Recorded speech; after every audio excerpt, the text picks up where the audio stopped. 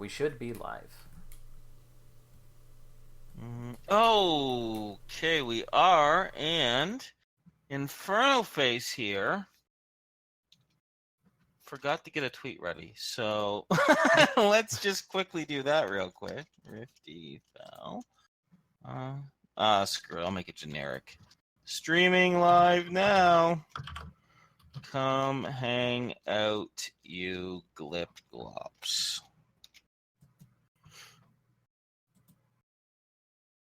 My glip glops.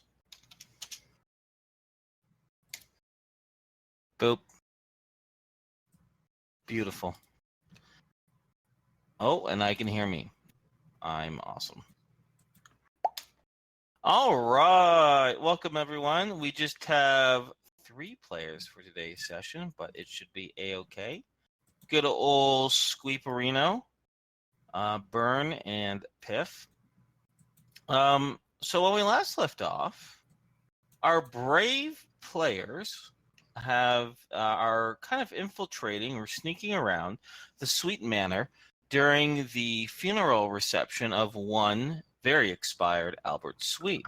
They've already found a few disturbing encounters, and whilst the majority of the funeral guests are on the first floor, our brave heroes are on the second floor, just finishing releasing a poor, tormented spirit trapped inside a severed head that was used to speak with the dead.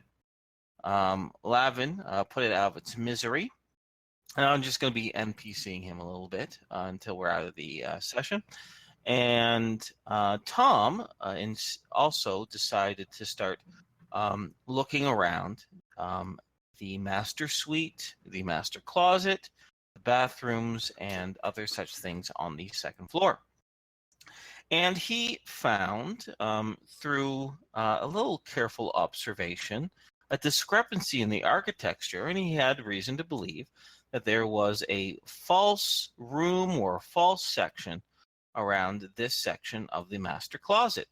Searching around, sure enough, he did find a small fake rock, which removed, provided a very, very small keyhole. And it was at that revelation that we ended. Right?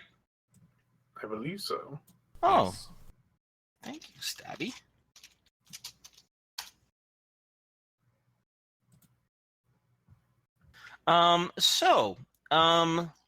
We have, I believe, now, I might be a little wrong, my friends. I did end with Tom discovering the keyhole, right? Yes. Okay, great. So we still have Patrick, Lavin, and Al in the sitting room, closing off the little box in the room and the fake bookshelf and all that good stuff. And I'm going to leave it up to you guys. Obviously, your characters, what you want to do next.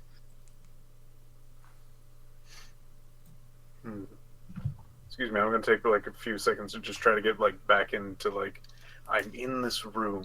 Sure. If you have any questions from me, need anything to help stir things up, let me know. No. We killed Creepy Head. Mm-hmm. Tom had found Keyhole. Yep. Al doesn't really know what's going on. His main concern was already dealt with, which is Green now has an excuse to go explore the basement. So he's kind of waiting. I believe he's waiting on direction for Piph because, creepy zombie heads, not his field. Well, there were a few other major objectives here. Let me kind of remind you.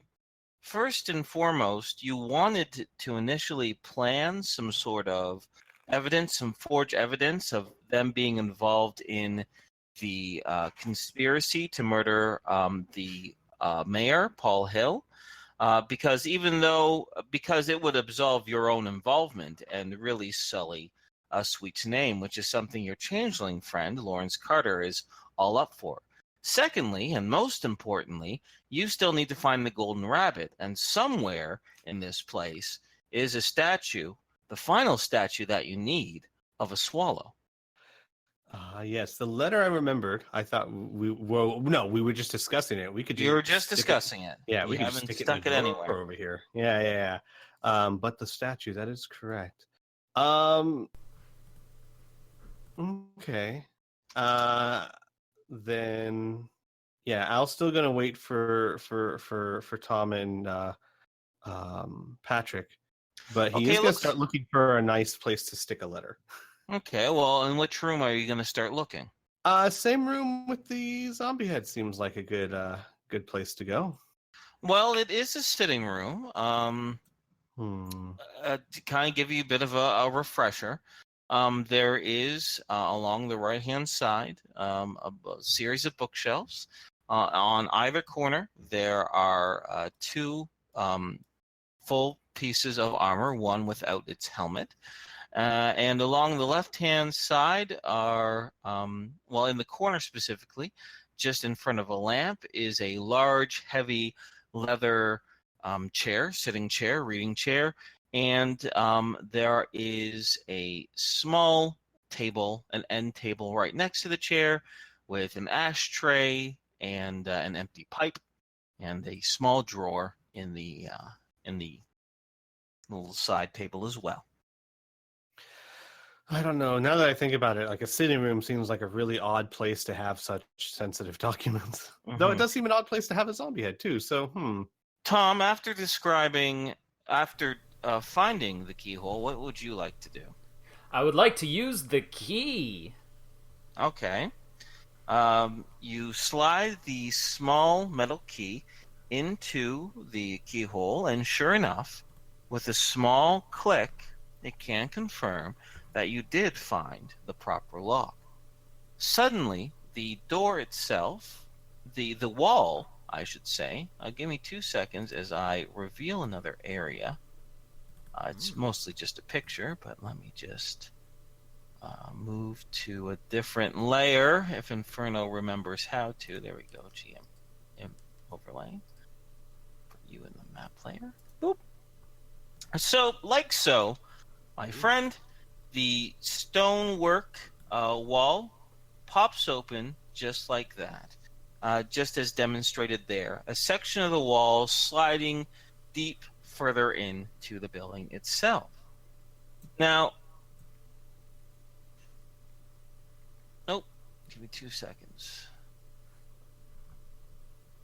Reveal another area. There we go. So, as you open it up, you first notice that it is absolutely and utterly pitch black inside. But in the very corner of the stonework, you see something glinting through the light of the room previous, which is a long glass vial that coats the first half of the entranceway itself. And the vial itself seems to be filled with this small white white powder. On the opposite side of the door itself, you also see a hammer that is connected to the locking mechanism.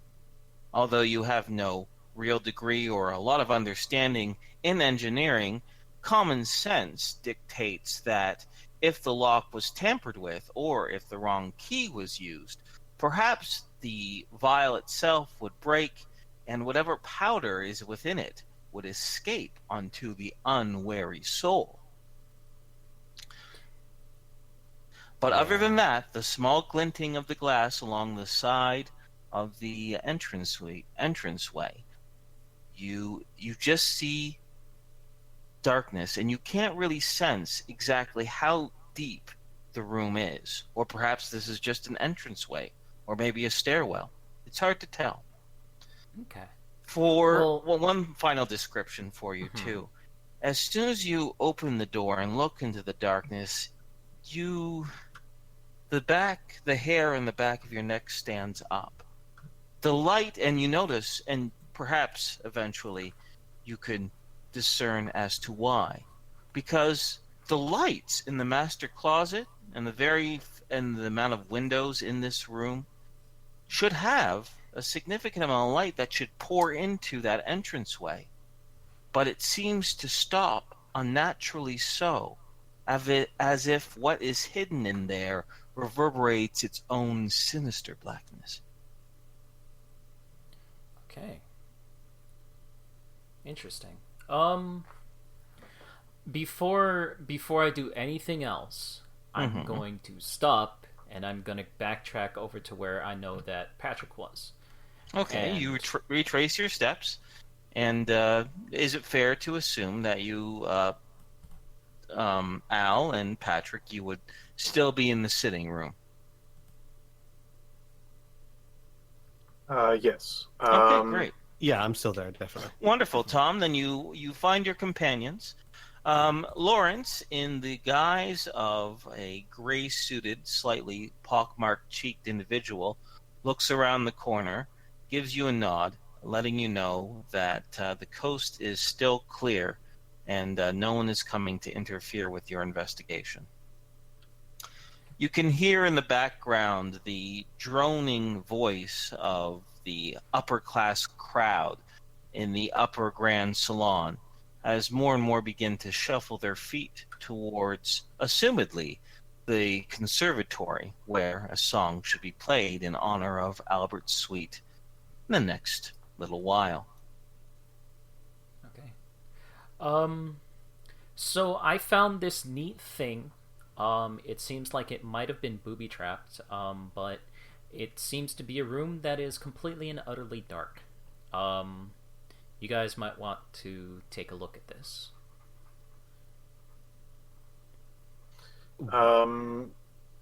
Patrick kind of wanders his eyes over to where you are and goes, "Yeah, that actually does sound interesting." As he takes a little bit to like get moving.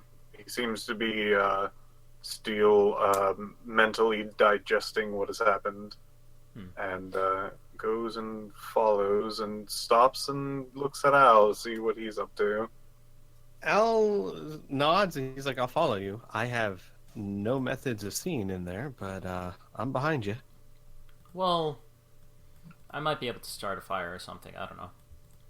Oh, we might be able to also find the curse dagger that Squee has to release that skeleton. You don't You have guys to worry coming? about that, says Lavin. He's pretty dead now. Oh, sweet. One less thing to worry about then. Right. Okay. Well, first things first, Lavin, you could see down the cellar when I couldn't. Can you see into that room, or is it blocking your heat vision? He says, he pauses for a moment and gazes his eyes over towards the direction Tom came from, and he shrugs and he says, "I don't notice any heat patterns in there. If there's anything inside of it, it ain't living. Other than that, I'd actually have to go into this room in order for my night vision to click in." All right. Well then, after you, gentlemen. Oh, wait. And before he does that, Al goes around doing his best to make sure the room looks... do his best to make sure the room looks the way it did before they came in, which means he would need their help. Because obviously when he came in... Oh yeah. They Yeah. had disturbed some things. So Tom I will would say help with before we that, then. continue, let's do our best to leave this room the way it was. Okay. Well, we weren't here when we just came in halfway through with the door open and a head in a pillar.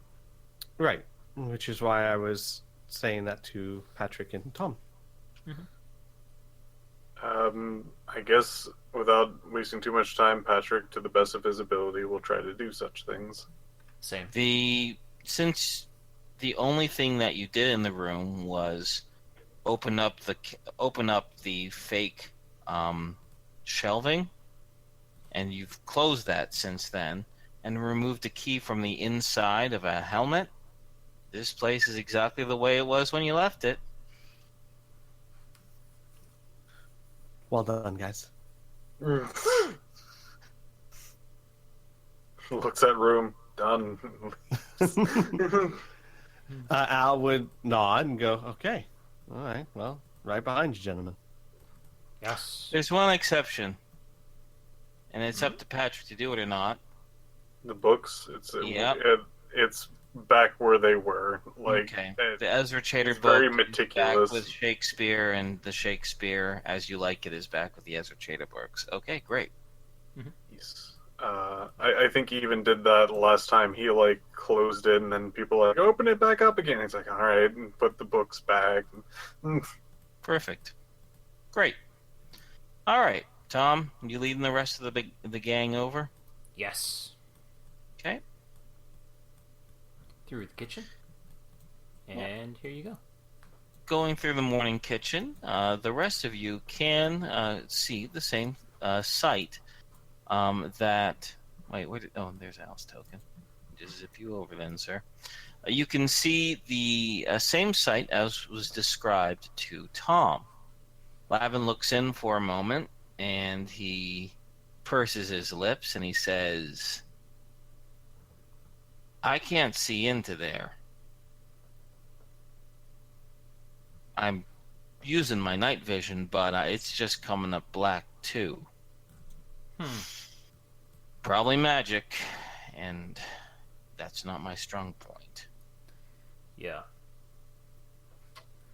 Patrick, what do you think of this? Also, be careful of this vial.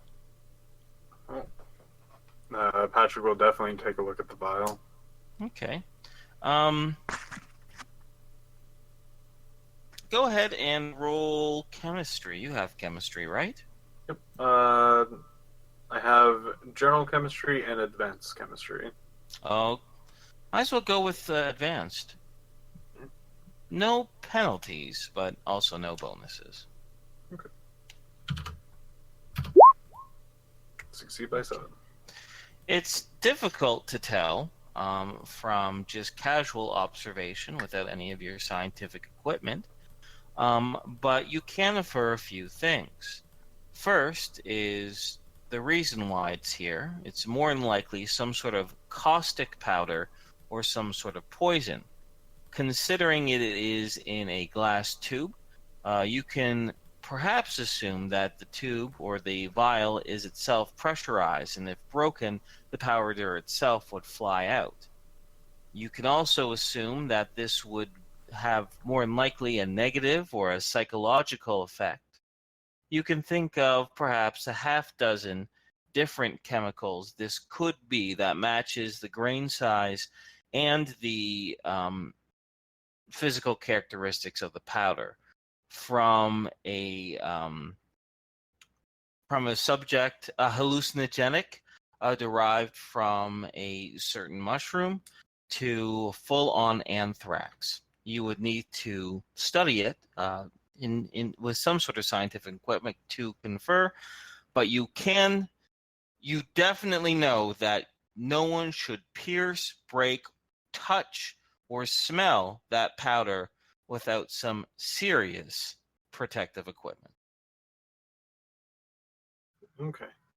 He looks at it for a bit and goes, well, it's not entirely, for what I can tell, inherently magical, but doesn't look like it's, looks more like it doesn't have any, thing to react to it, so it's probably some sort of, toxin of some kind. And this looks like it can be easily broken and spread. I don't know. Is it? Does it look like it can be like easily removed, or? Yeah, with a steady hand, it could be removed from its bracket without breaking the vial. Right. Well, if you want to disarm it, there's a myriad of ways. We could just slide that out.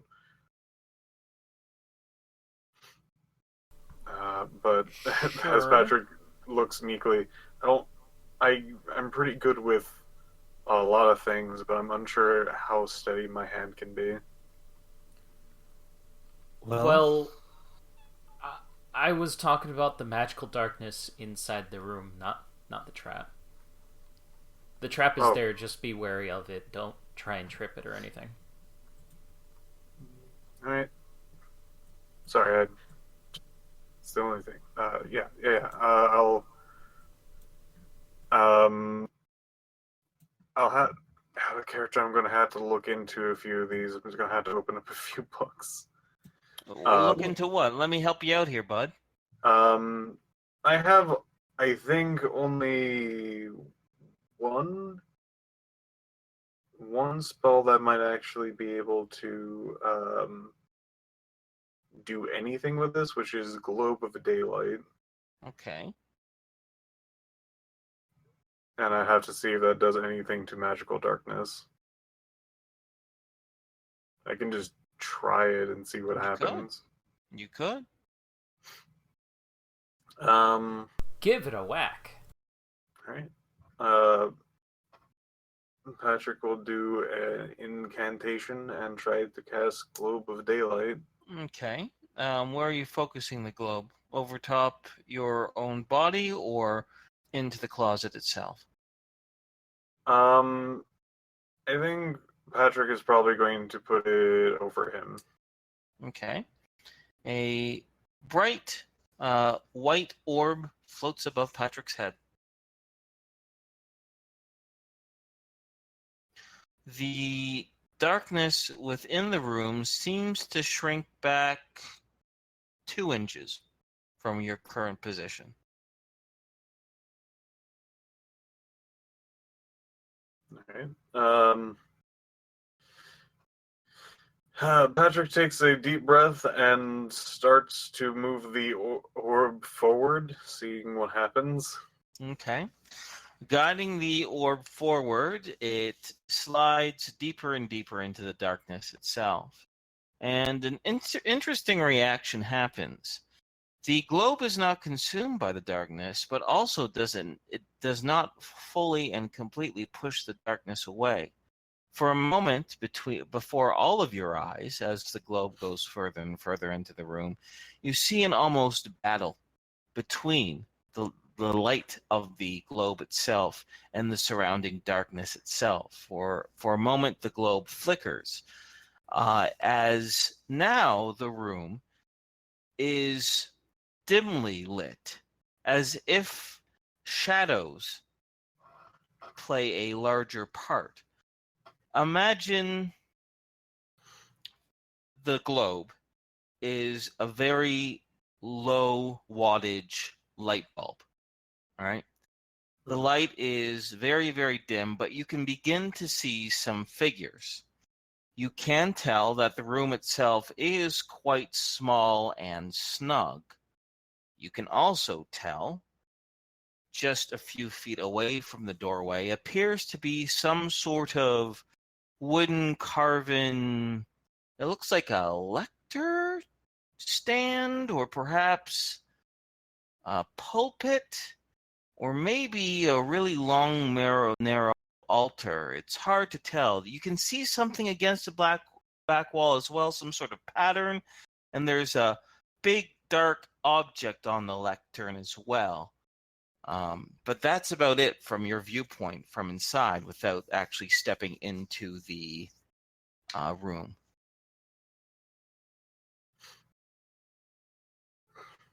Patrick will look concerned to the other characters, seeing if they have any reactions. I will step inside. Okay, Tom steps inside. What do your other two do? Al, basically, he's just looking around him. He's kind of fascinated by the whole play between the shadows and the light, so kind of loses his focus for a second, I guess. Okay. And then he'll eventually kind of snap to it and follow. Okay. And you, Patrick? I'm trying to figure out how snug this particular thing would be. Well, it's hard to tell unless you get really inside there, but it looks only about 8 feet. That this is not. But Right. From front to the back wall looks about 8 feet or so. So the three of you could get in there, but it'd be a little tight. You wouldn't have a lot of maneuverability, but you all could fit inside there. Lavin will volunteer to stay outside to keep an eye and an ear out because he wants absolutely nothing to do with this weird, sinister bullshit magic. In his words, not mine.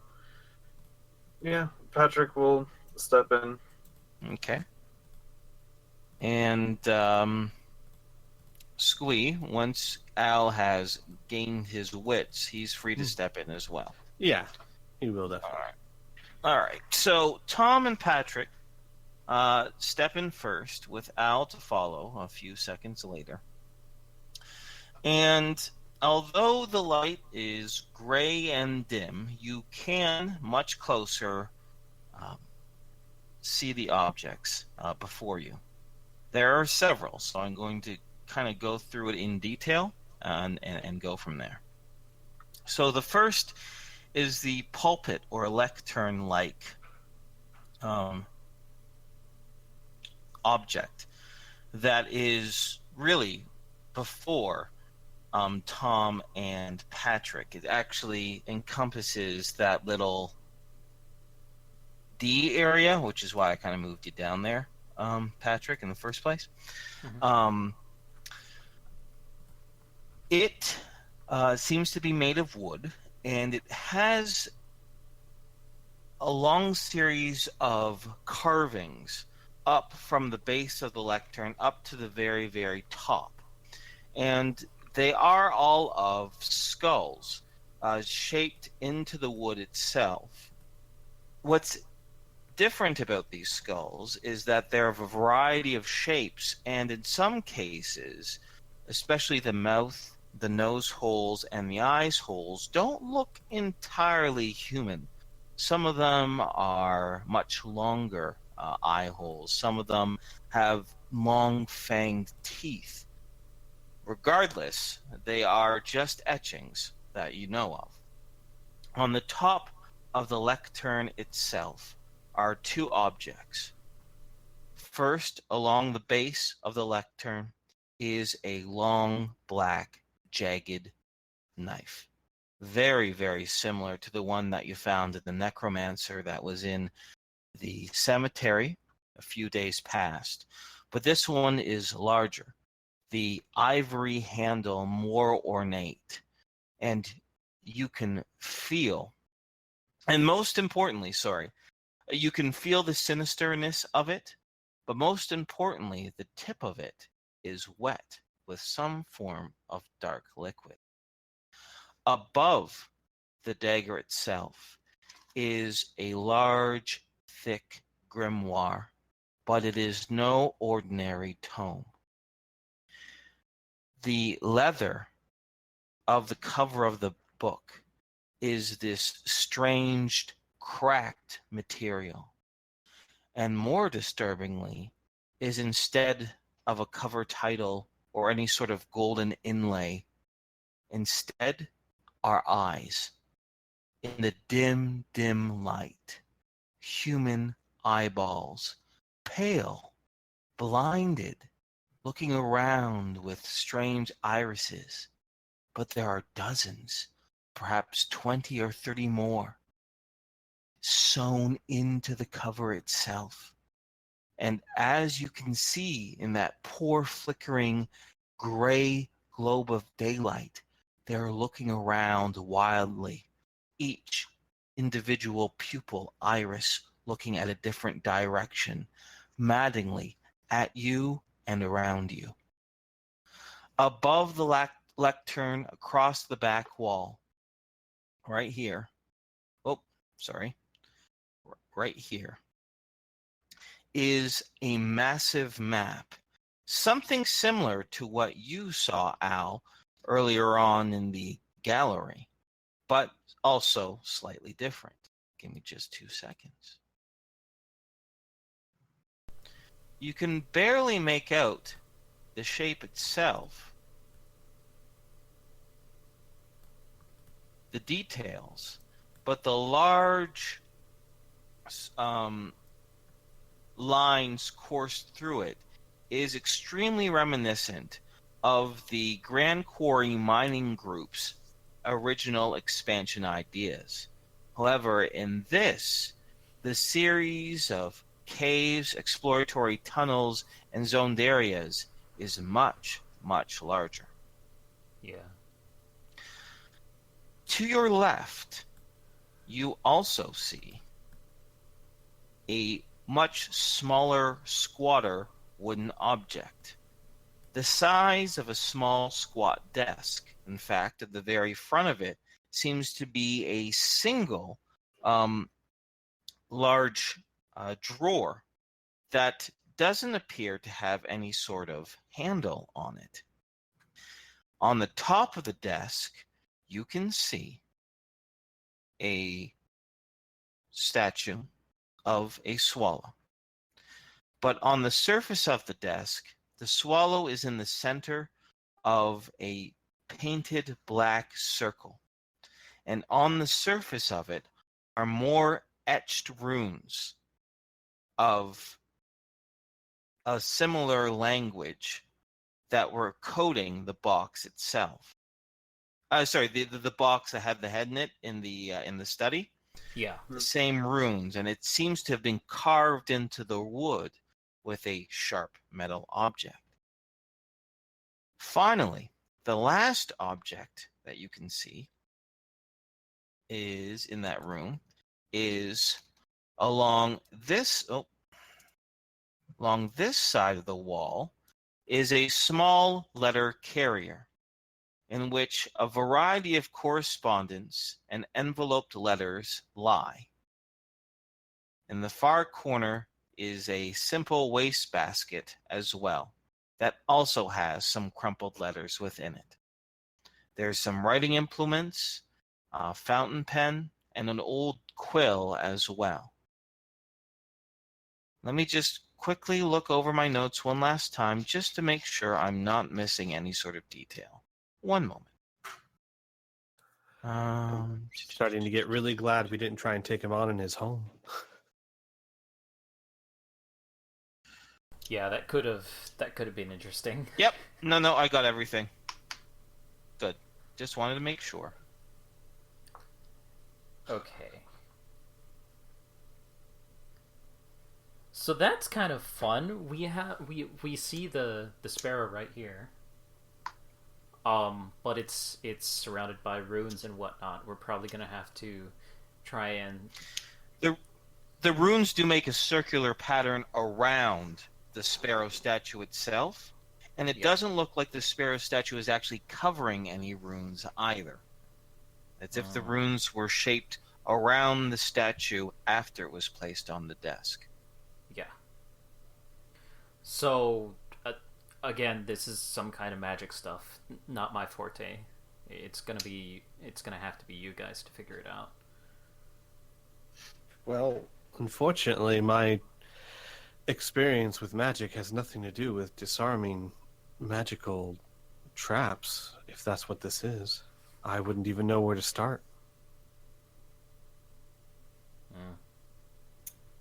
Well, out of game, I guess I can try to roll for that.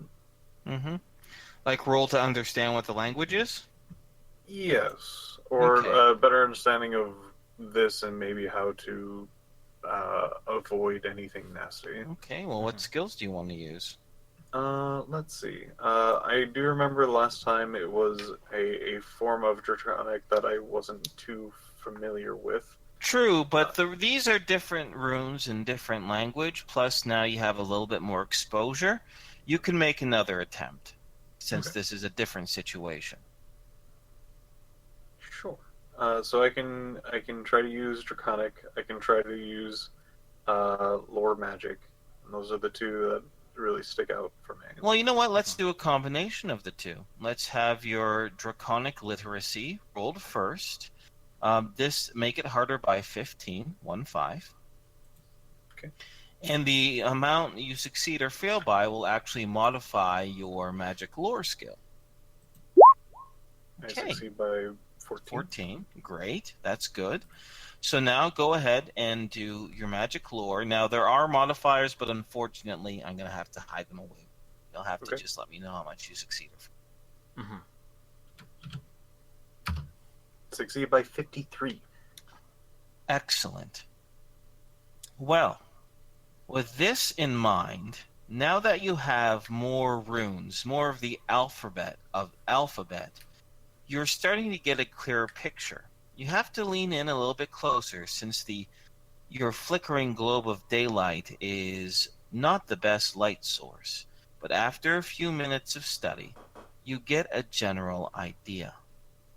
This is a warped version of Draconic. As mentioned before, it seems to have been blended in with a language that you're not too familiar with.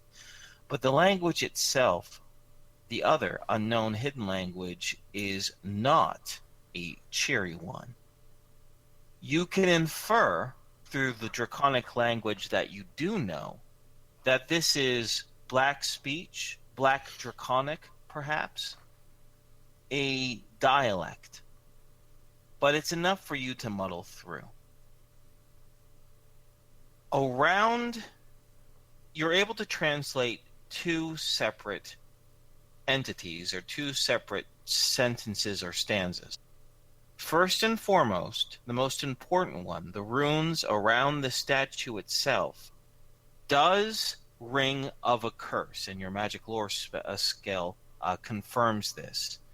It is cursed etched in it, which simply states this: those in peace know anguish. Those in anguish know true power. Finally, as you get closer to translate the runes around the statue, you see on the far side of the wall behind it more runes, but this seems to be written on the wall in a hasty scribbled hand, not carefully carved out. And those read, I bring to you flesh and blood. I bring to you vine and root. I bring to you life and death. All reality will be yours to devour. If you need a repeat, and specifically of the curse itself, let me know.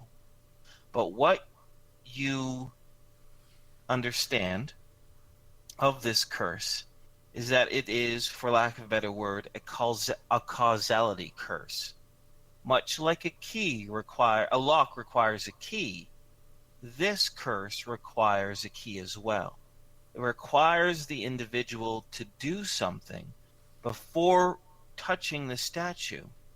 And if they fail to do this proper thing, then the curse will fire off. If they do the proper thing, the curse will not fire off. Make sense? Mm-hmm. And once again, as a little refresher, the curse reads out, those in peace know anguish, those in anguish know true power.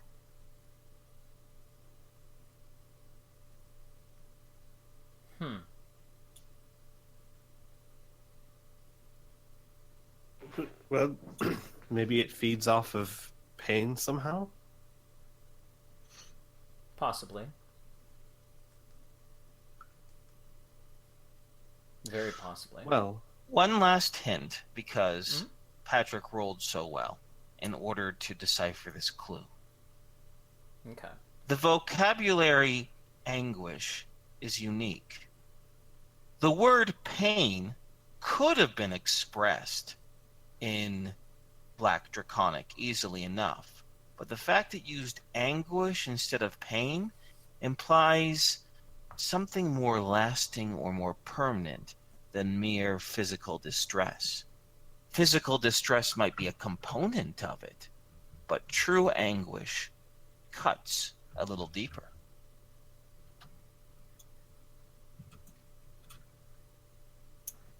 You're probably going to have to sacrifice a limb or something like that.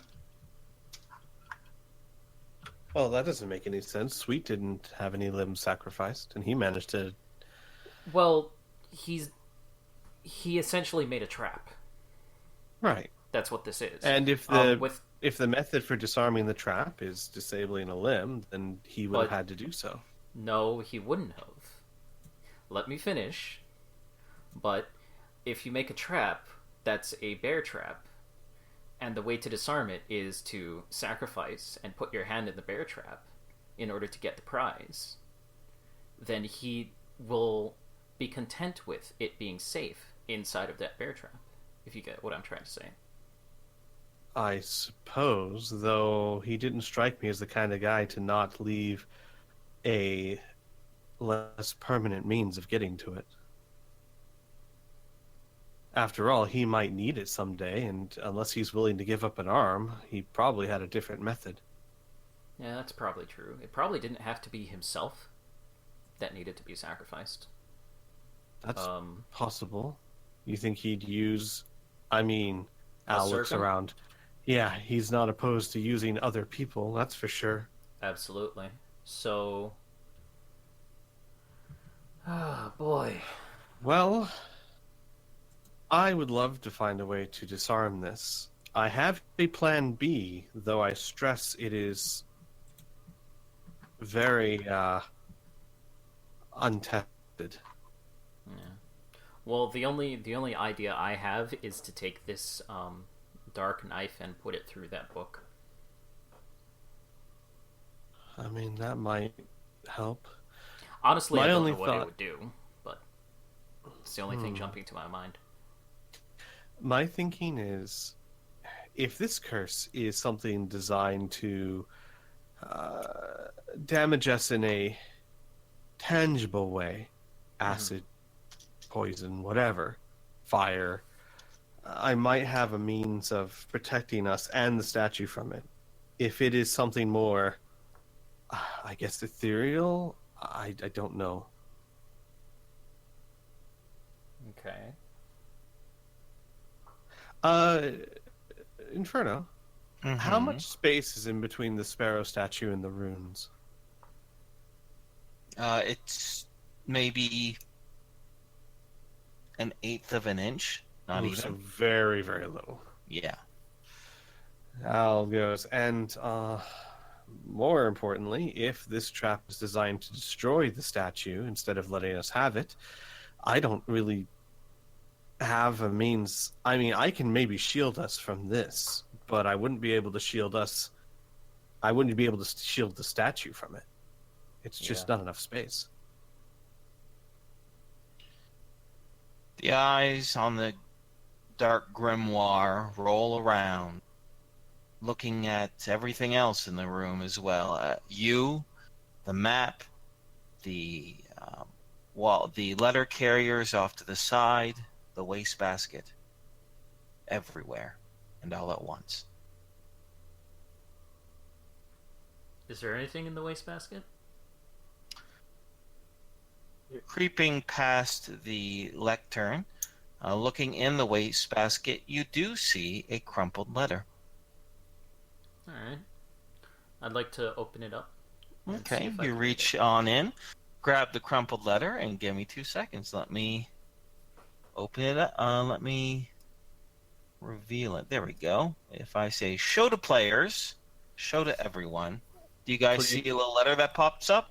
I Yeah. see. Yes. Okay, so I'll read it aloud for you, but this is a permanent thing for you to check. All right? Neat. V. I do not know why you fret so much. What happened at the antiquarian might have simply been common thuggish riffraff who got lucky. Our friend PH is dealing with the wolf and her Scottish pet. We will find out who it is soon enough. Regardless, even if all the statues were lost, I still hold the final key.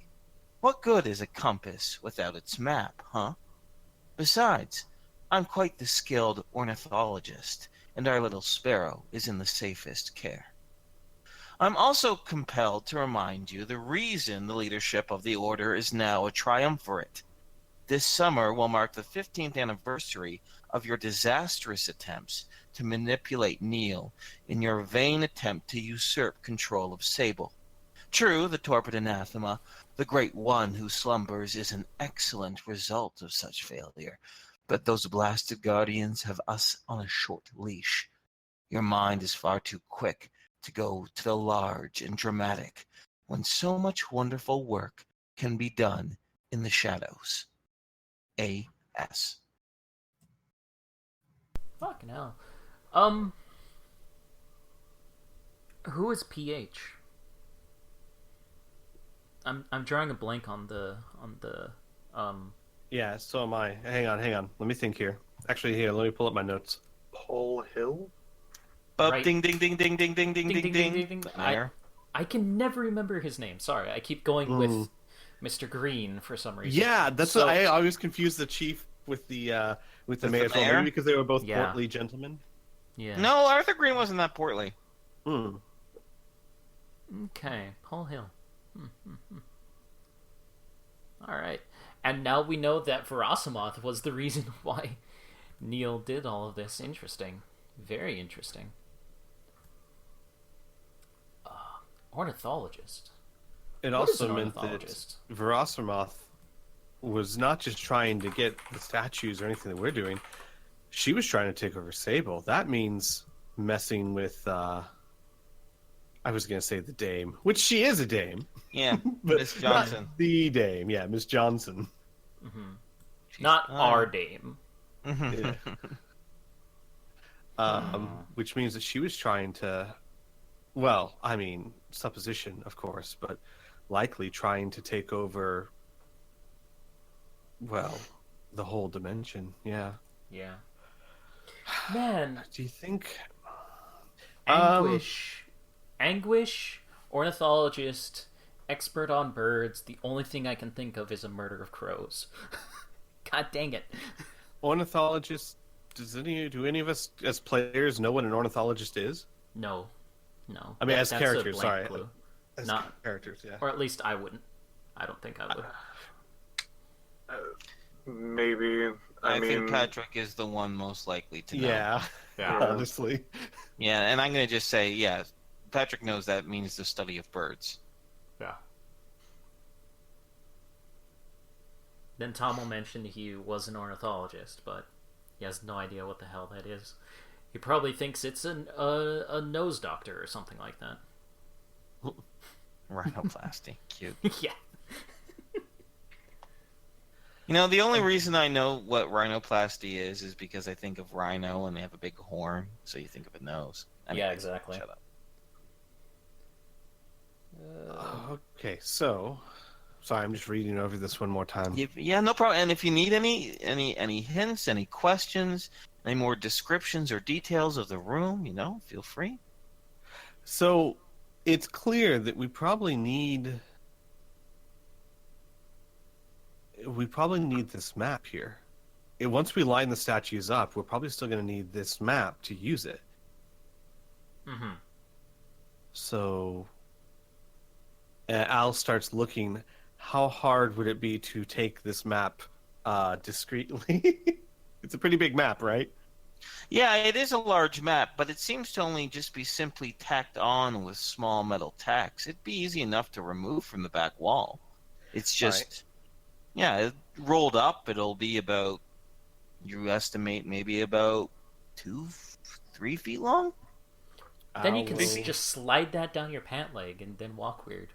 Yeah. Al will remove it from the wall and begin, and he'll do it very slowly because we're in a very dangerous room right now. Yeah, I'm glad that you decided to jump on that because I didn't realize until now that little hint in there. As you remove the map from the wall, Al, you discover something else underneath of it. A painting, a mural of something. Well, it's crudely made, and in the dim light, you mercifully can't see the details. But imagine a landscape, an entire swath of writhing veins made of both wood, vine, and flesh, sprawled across the entire back wall. And inside the center of this mass of bloody vines is a single figure raising its hands up towards the heaven, almost in supplication. And in the hands itself is a small statuette, the long ears resembling that of a rabbit. And the poor figure, with its hands raised up high, is covered in these vines themselves, as if they're being slashed and torn apart, constricted and suffocated, flayed, all at the same time. Okay. You might have to throw that back at you, make sure I caught everything. So there is a figure holding up what might be the golden rabbit or representation of the golden rabbit. Yep. And the figure is covered in vines and wood that is tearing it apart, basically. Yes. Okay. Yes. Exactly. Hey, like it. guys. Well, Yeah. everyone can see it. Okay, yeah. I want to That's, say out of character, I like that description a lot. It's very Eternal Darkness. I really approve. Yeah, it's really cool. cool. All right, cool. Thank you. I actually, the thing is, I got so caught up in your Description. You're like, wait, what? What was the first part? Yeah, I know. I was like, did I see what I thought I saw? I'm not sure if that helps us with the trap. It's really creepy, though. Suddenly the light goes out. Ah, shit. You're there in the darkness for a while. You hear the flickering, the small flutters of someone opening and closing their eyelids towards the lectern. That sound. Patrick, some light? He's gonna try to stick out his ring and I think it was moonlight. That was the keyword. Globe of daylight from that thing. Activating it. Because you can do it, I believe it's, 3 times a day? Or is that one? No, that's an at will, right? Okay, moonlight's the one that's a like kind of a flashlight. Yes. Full moon is the globe. You can do that 3 times a day. All right. So are you doing moonlight or full moon? I'm gonna do full moon because I remember moonlight not being as strong. Yeah. Correct. From the ring, another globe of daylight emerges, but very similar to the first one. It is sickly, gray, and flickering. As your eyes readjust to the small amount of light, I would like each of you to roll me a 1d100, please.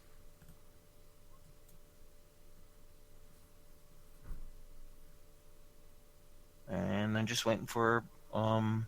Oh my god! Nice. You done it, Al. You solved the did it! case. I did You it all. solved it! Well, this is interesting. Okay. I'm a winner. I This win is D&D. a general kind of looking around the room again in the new light type of thing. But let's do something special for Al since you did so well. So first and foremost, when you look, you're still faced towards this big mural that was uncovered from the map itself. And Al, you notice something. Something peculiar about the artistic style of this particular thing. Where the vines are coming from doesn't seem to be from the ground, but from all around the corners of the entire mural itself. As if reality or the dimension itself is being invaded, perhaps. Regardless, it doesn't seem to be from a natural, earthy place, but seems to come, from everywhere. Right. Secondly, with that, I'm just trying to think if there's any other details. Oh, the tip of the dagger nearby that I said had a liquid on it as well. You've been around the substance long enough to know by just the smell and the texture of it that is almost 100% blood. But you also notice, since it's very thin and on the tip, it was probably used to make a shallow cut rather than a stab or a gush or a strike. And is the liquid? I mean, is it dried?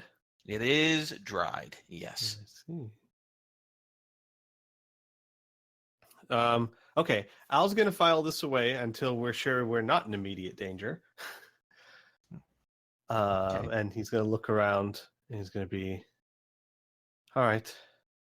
So that darkness is causing your light spell to fade faster? Best guess, yes. Okay. Well, I was noticing that the dagger over here was used to draw blood. I don't know if that helps you guys in any way. Perhaps for the curse? Probably. It wasn't a deep wound. Much more like maybe a ritual cut or a superficial cut designed to bleed. Designed to bleed and leave a scar. A lasting impression. Maybe. Al shrugs. Well, I don't mind adding one more scar, though we should be sure if that's what we're going to try. Do you have another knife? Al kind of raises an eyebrow. Do you have a different one other than this ritual knife? I have plenty. Would you like to All right. take your pick? Just give me one. Al will hand him one of his knives that looks like a, if I remember correctly, Inferno, they look like switchblades in this dimension. Yep. All right. Then Tom will cut his arm.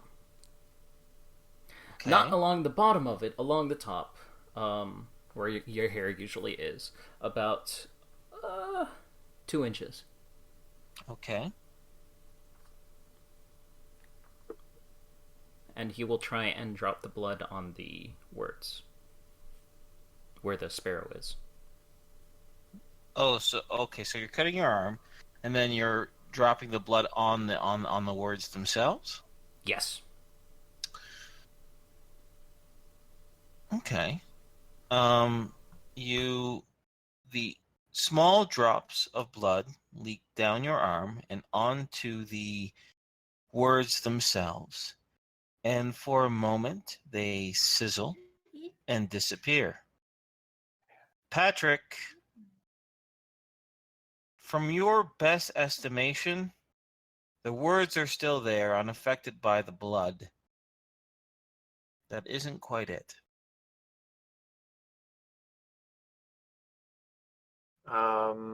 Patrick will You do shake his know head. there'd be. Sorry. One last thing. You do know there would be some sort of reaction for getting the right key for the lock, but doesn't look like it.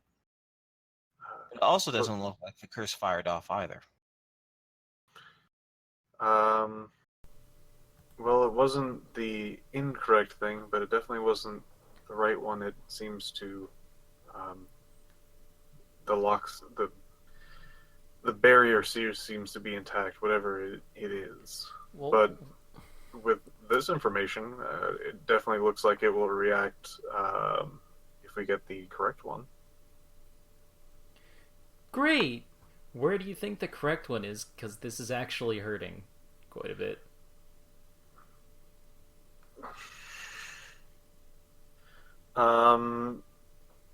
Patrick is just going to sit there and think. I was going to say, maybe you simply had to use the dagger. I like the dagger, though. Fine. I guess. I'll do it. And Al You will pick sure? up the dagger. Okay. Al shrugs. You feel the cool ivory handle in your hand. And Al says, I mean, not that I'm any great expert, but I'm probably better at resisting magic than you, if you ever so slightly.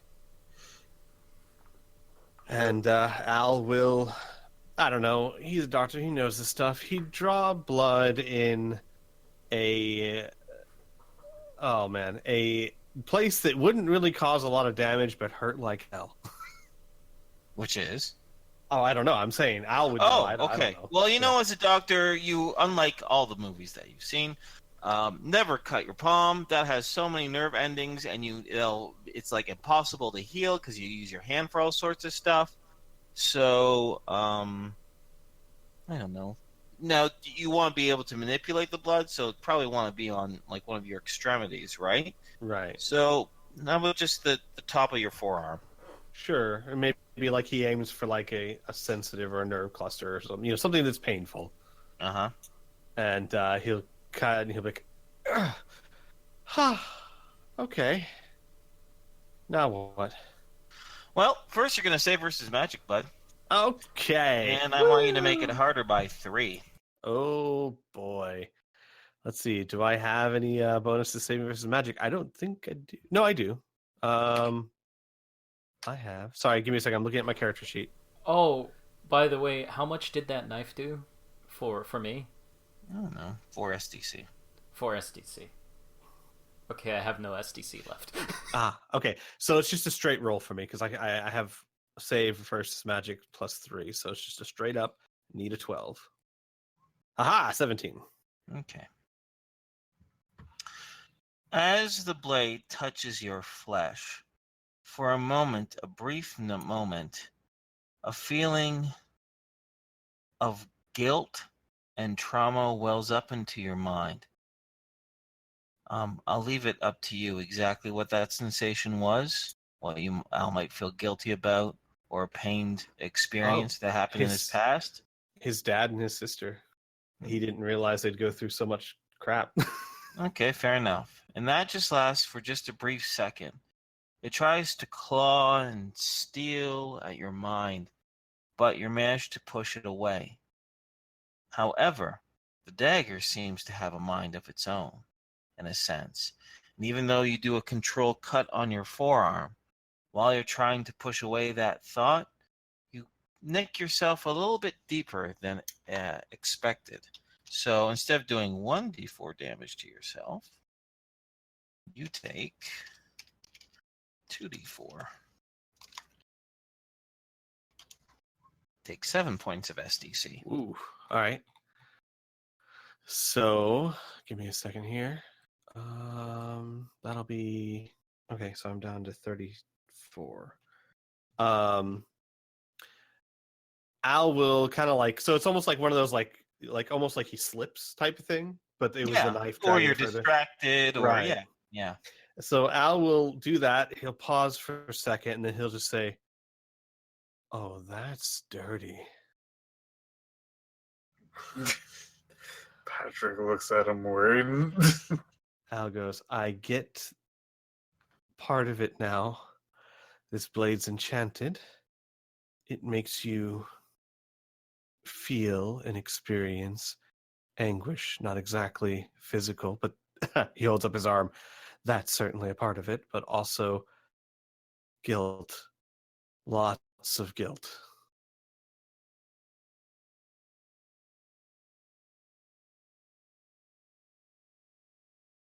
Al kind of he looks at the runes. No change yet. No. And he goes, "All right, I'm experiencing anguish." Are you? Well, no, I'm saying that as a character. I mean, not as a player. No, I know I saved, but does Al know he saved? No. I just want to give you as a GM as a reminder. Right. You push the thought from your mind. It was only there for a few seconds. Right. That memory isn't with you anymore. Yeah, Al would. So he unless you want to call it up. Yeah, I think Al's going to take a few seconds to work through it, and he'll say, "Okay, well, no, I was experiencing anguish, but only for a brief moment. Maybe Oh no. All right. Al says, guys, I'm going to cut myself one more time, and I'm not going to resist it. Okay. Just Well, be you're ready doing- to. I was gonna say, just be ready to knock me out if I get too crazy. All right. While you're doing that, I'm gonna try and stop the bleeding on my arm. Al will Patrick say, looks at both of you guys. You guys are way too eager about cutting yourself. Al shakes his head. No, I'm really not. I just think it's the only way to get this statue. If you have any other ideas, I'm more than open to them. Oh, I'm still working through a lot of that. Just pointing out an observation. Al shakes his head and goes, if it's the only option, eagerness has nothing to do with it, Patrick. And He doesn't with that, seem to say anything. with that, Al will actually go over to Tom and will cast healing on him. Okay. Use up the PPE and roll to see how much you heal. Yes, hang on Or I one don't know second. if it's rolled or if it's a set value, but look it up. No, it is rolled. Give me 1 second. Okay. Oh, I'm so excited. Uh-oh. That's not a good sign. If I'm casting a healing spell and you're excited. Oh no, I'm just excited about the situation. I'm okay. reading some really cool stuff in the chat too, so All right. hold on to your hats, folks. Heal wounds. It is 3d6 SDC, 1d6 hit points. So it's give me just that SDC damage so far, right? Yeah. I'm out of SDC right now. Really? Just from that? No, it was her beat up from before. I was beat up from before. Well, there you go. Okay. 13 SDC. Thank you. That's more than half of my SDC. That actually nearly puts me at full. Wait, I'm so confused. Where did you get beat up? From a while ago. You haven't healed at all? No. Okay. All right, well, there you go. Half your SDC. All right. Yeah. And then Al's going to wait until Patrick's done contemplating. Figuring things out. Yeah, despite what he said, he's not eager to cut himself. Sure. Well, if you guys want to talk amongst yourself as players, or do you want to keep looking around this little room,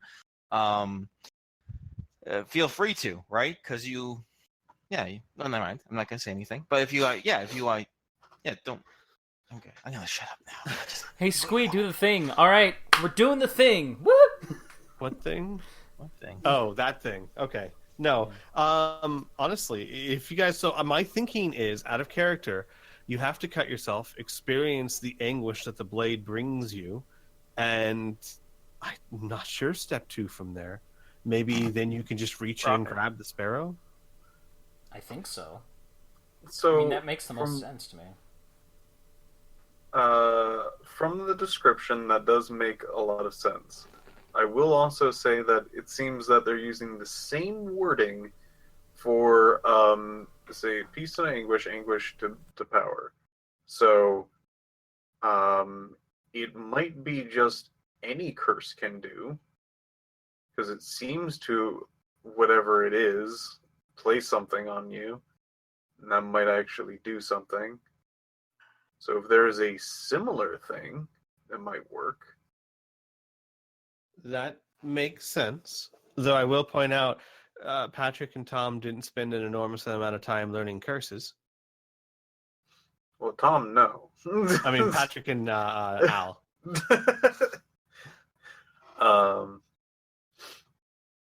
Right.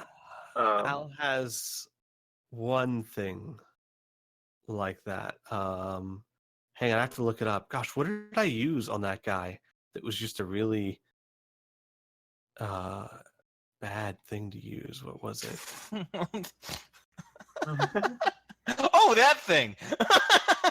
No, I used something to make it was coins. I used something to make him feel like he was dying. That wasn't you. Mal. That was Yeah. Oh, that was Pamel. Okay, Yes. good. I thought I was remembering that wrong because I'm like, I don't think Al knows No. anything like that. Why am I remembering this? There is a ghost that seems to know a lot about the English thing, but she's not with us. Mm-hmm. And I think the only other thing is trying to find another way around this. Which, I mean, there are technical things that might work.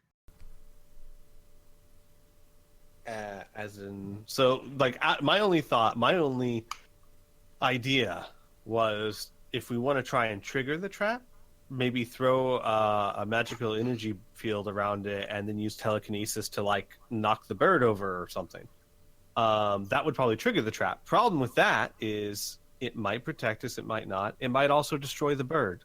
None of these things are things we want. Yeah.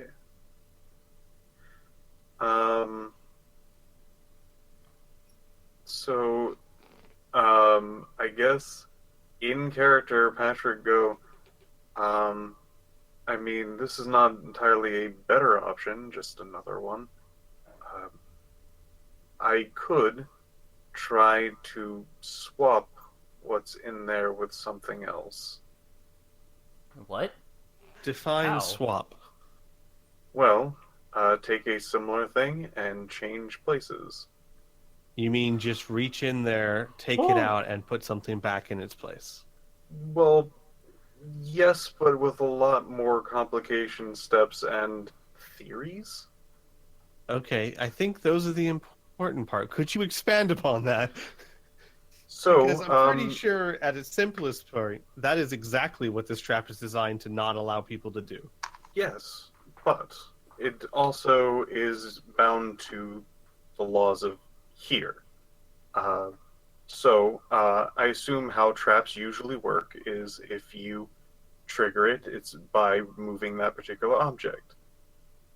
Well, it needs to react to do that in some facet. So it has to be that motion of that particular object or moving or something like that.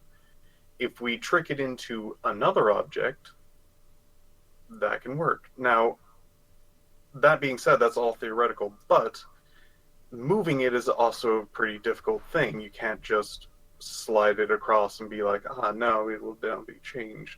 But let's just say if time stood completely still and I moved the two objects, it might not register that anything has been different.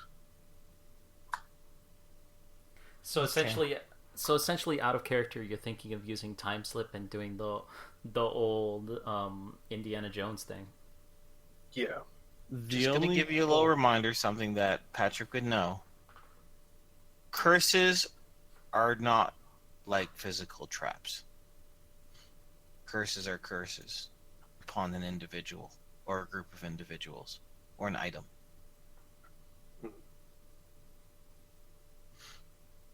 Yeah, my thinking would be... It might work. I'm just saying. I'm just going to give it... Because you guys keep using the word trap, and I'm like, okay, like, that vial was a trap, right? Right. Well, it's a magical curse. trap. It's a magical trap. It is... Sorta. It is definitely... I'm using trap as a triggering mechanism sort of way. Sure. My thinking behind that would be, I love the idea of the time skip. It's kind of clever. However, I was already thinking, I'm not certain, but there's a good chance that this curse is attached to the sparrow, which, kind of like you said, we'd have to find a way to move the curse to another object. Do you have any confident method of doing that? Exorcism. Exorcism works on beings. I'm pretty sure it wouldn't work well for I'm going to save you a lot of time and can confirm. Yeah. Damn. I know, Tom. I considered that too, but no. The spell's writing is fairly specific. But, Patrick, do you have a confident method of moving the target of the curse? Because if you don't, switching it's not going to change anything. No, but I think it's just as viable as what you're trying to do. How so? We might actually have the key to opening or disabling the curse. You want to completely sidestep it. I think one has a much higher chance of success than the other. Especially I since don't we want had to known... argue about success chances. I'm just saying we don't know how either of them will turn out. True. As in the grimoire continued to peer around. Al will Just so you say, know. I'm sorry, Patrick. I love where your head's at, but I just don't think either of us have the knowledge to attempt what you're suggesting. Patrick does see the glints of the eyes changing, and he then points. He then goes over and examines it, not opening it. Not Mhm. the. You know what? Let's move things along. Patrick is like looks around on the particular, like sees the side, see if there's any locks and whatnot. Okay. You can see what appears to be a clasp, but unlike a regular metal clasp, this appears to be a mummified tongue that has lolled over the side of the book.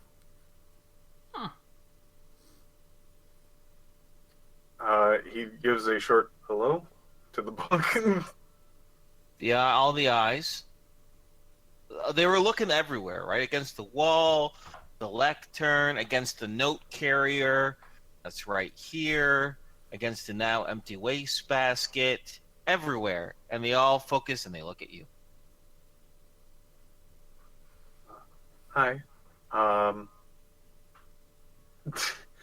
He then goes, all right, is it okay if I look inside, or would that be not okay? The eyes just stare at you. Doesn't look like you guys can blink. No, they can't blink. Oh, they They're can. not. Oh. Yeah, they're just staring at you. All size and shapes. Small, large pupils, big irises, thin ones. Wish I could talk to you guys, or guy, or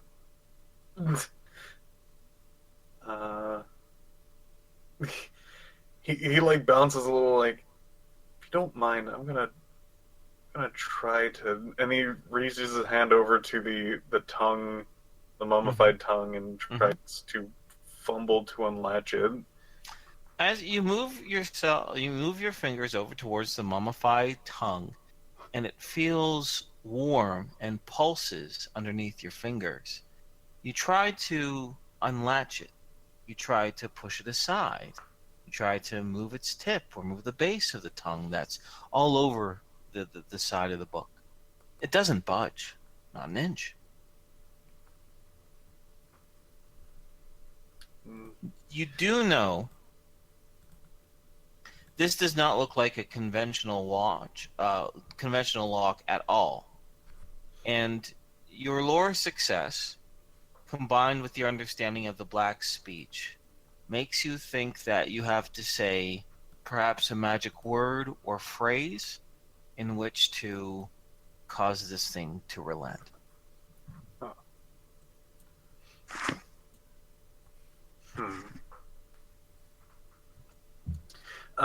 He stares at it for a little bit and goes, password,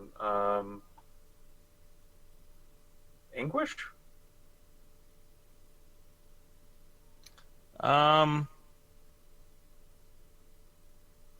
No response.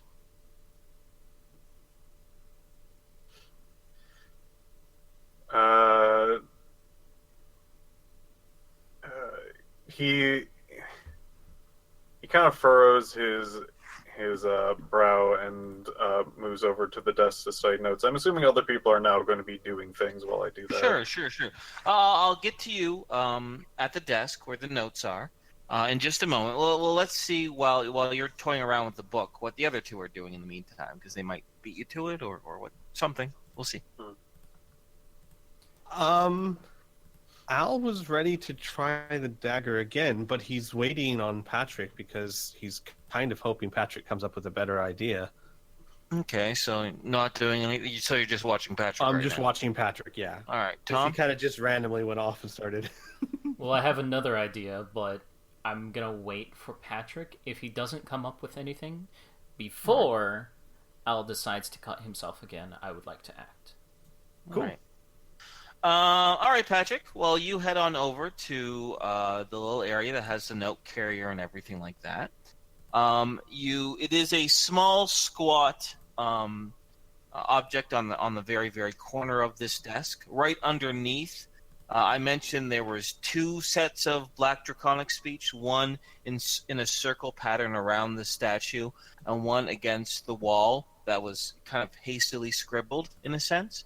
But as you examine the note carrier itself, you can see it is overwhelmed. There are at least 40 or more letters and correspondence kept in these little simple leather caddies, almost like they're being archived away. Some of them are in envelopes, some of them are not. And you can see just through a general perusal for right now, they're in a variety of different handwriting styles.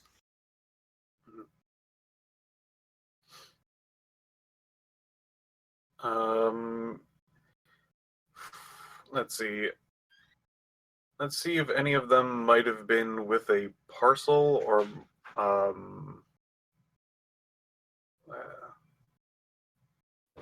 would I know that as well? Anything that's been how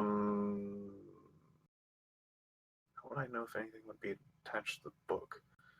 I guess I'll look through for any sort of maybe eye symbols. I can always just skim them to see if any of them have the word book on it. Okay.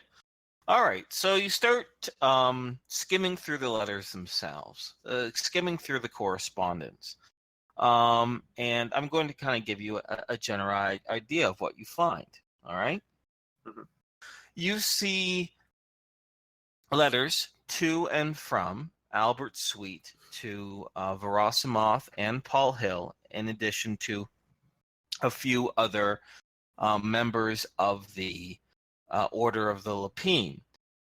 They're not exactly what you're looking for. Many of them seem like orders, important dates, rituals, and what's really interesting is a small list of names, all of them being crossed off, and next to them having certain symbols to them.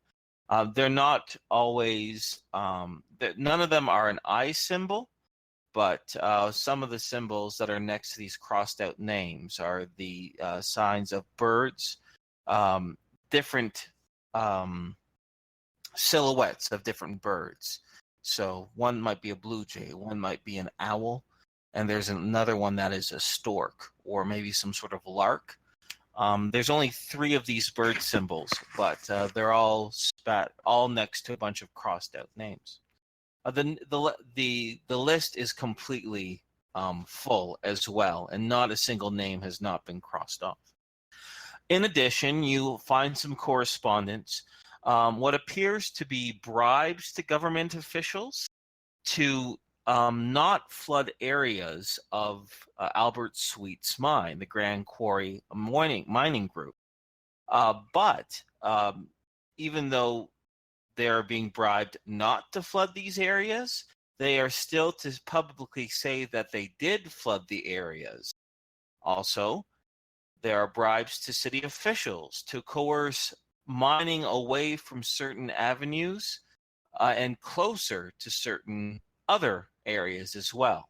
It's very clear that Albert Sweet is using threats, intimidation, blackmail, and good old-fashioned money to shape the where the mines are being dug and when.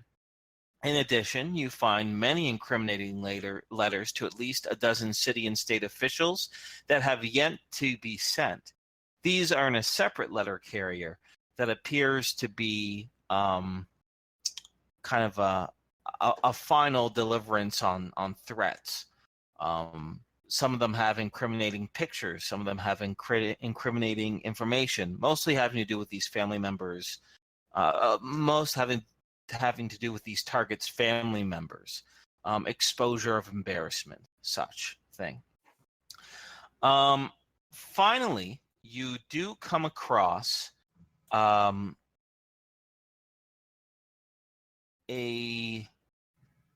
fragment of a letter from Verasimov to Albert Sweet, and it reads as such. I trust you enjoy the newest addition to your library. I do have to say it took a lot of time and many people to convince to bring it here.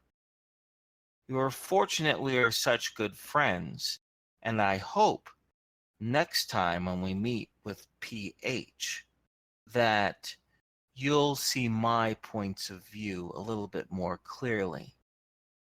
Speaking of seeing, every new organ you add should increase the innate energy you can draw from.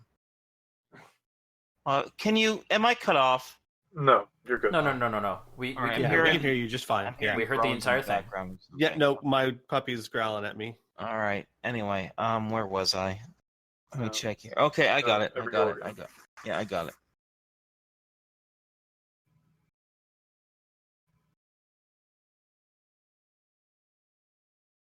Currently, the binding is not enchanted, but I'm sure you can find something that is close to your heart in which to ensure that no wandering fingers find your secrets. Finally, I am concerned about your willingness to harbor our children. I think it is safest to leave them where they sleep. But if you insist on doing your own experiments upon them, I have to warn you, the different types do not play well with each other. You will need to separate them, and when and if we ever need to use them, they can only fight in groups of their own kind.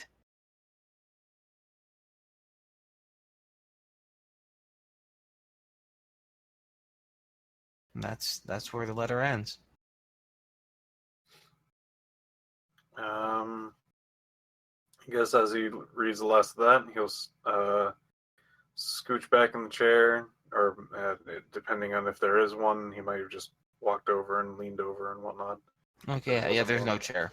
All right, so leaning back to a standing position and arching his back to get a bit of a stretch, he walks back to the book,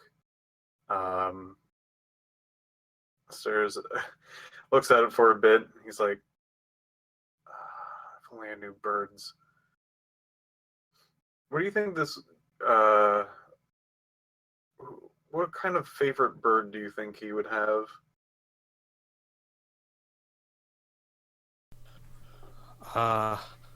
Who's Sweet? Yeah. I'm sorry, I don't know. What kind of bird's an asshole? I guess there's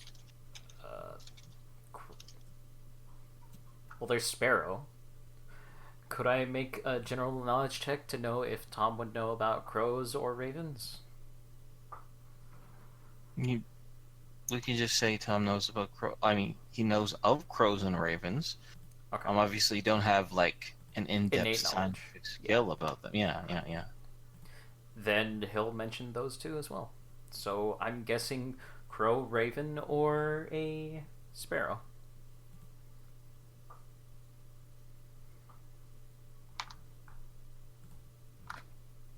Hold up a second. Okay. I have a link to share with you. Far in the distance, let me know if you can't hear that. Okay. Far in the distance, you start to hear a piano in addition to a few other instruments, a violin, a flute, and what appears to be a deeper stringed instrument begin to play far, far in the distance in the direction of the far west of the house.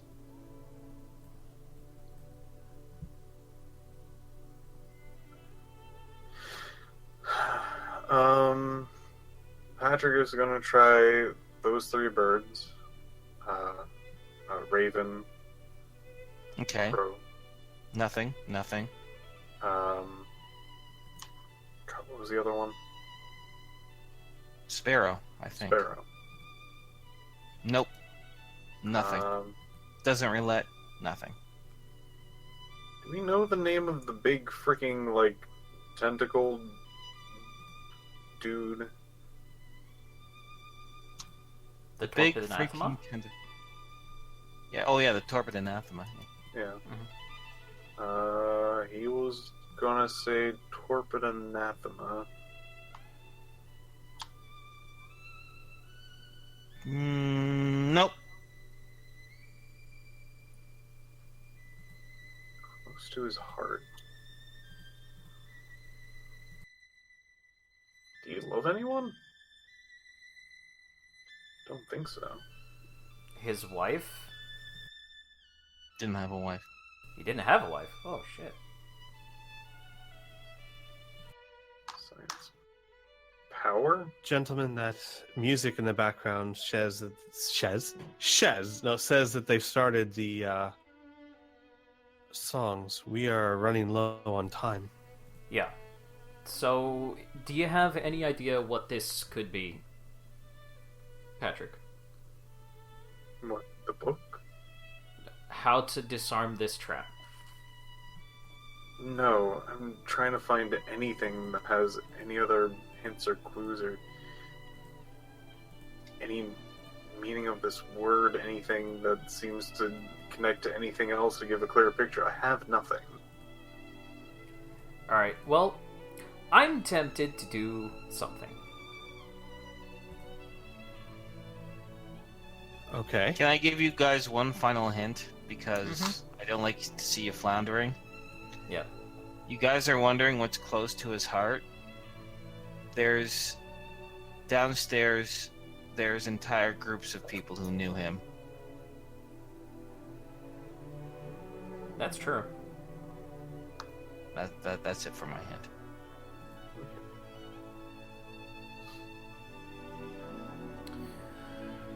We could go ask them. Technically Yes. wouldn't hurt, but We don't have much time. You don't have to. I'm just saying. Yeah.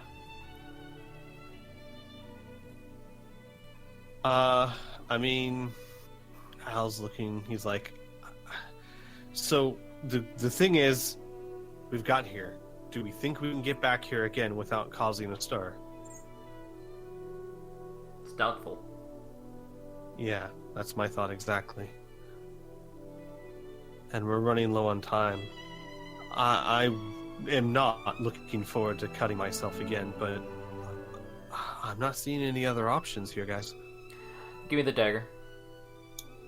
Why? Because I would like the dagger. Why? Because I would like the dagger. I'll hold the dagger back, Tom. I You're have an dealing with idea. magic here. I have an idea. understand. I'm not And that going to idea cut is- myself. Okay. So what's your idea? Okay, he loves power. Alright? So this book is probably some kind of source of power. So you take the dagger, you insert it into the book, there goes his power. That's his sacrifice. Eh? Eh? Eh? Do we need a sacrifice? Also, the book did nothing to you. I don't know why you stabbed that thing. Al nods and goes, I'm not sure we need a sacrifice. Never said anything about sacrifice. It simply said those who suffer anguish have no power. Yes, those who suffer anguish, no power. There's nothing about a sacrifice needed. Yes, Want me but to anguish is a repost it? long... No, it's up there. You can scroll up. Yeah, it's up there. It's up there. Anguish is a long-lasting scar. Right. I'm just saying that's a large jump of logic to make that we need to stab the book. I mean...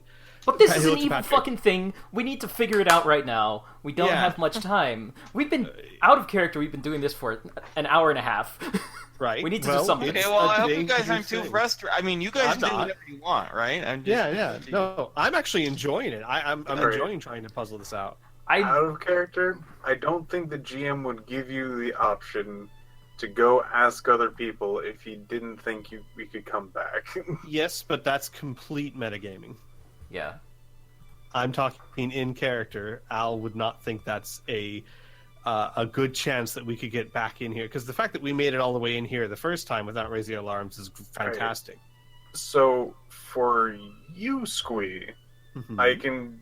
I'm not entirely sure if that's the case, but for me and Tom, we went up here through the kitchen. So that's the only way we know that we went up here. You know this is actually just a part of the upstairs. Right. No, I know that it's a part of the upstairs too.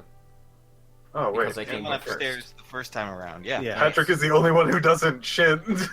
Yes. Also, I think you might have inferred, and that's fine enough, but I think you inferred that the evening or the funeral reception was going to end with the playing of some of Albert Sweet's favorite music by his niece, right?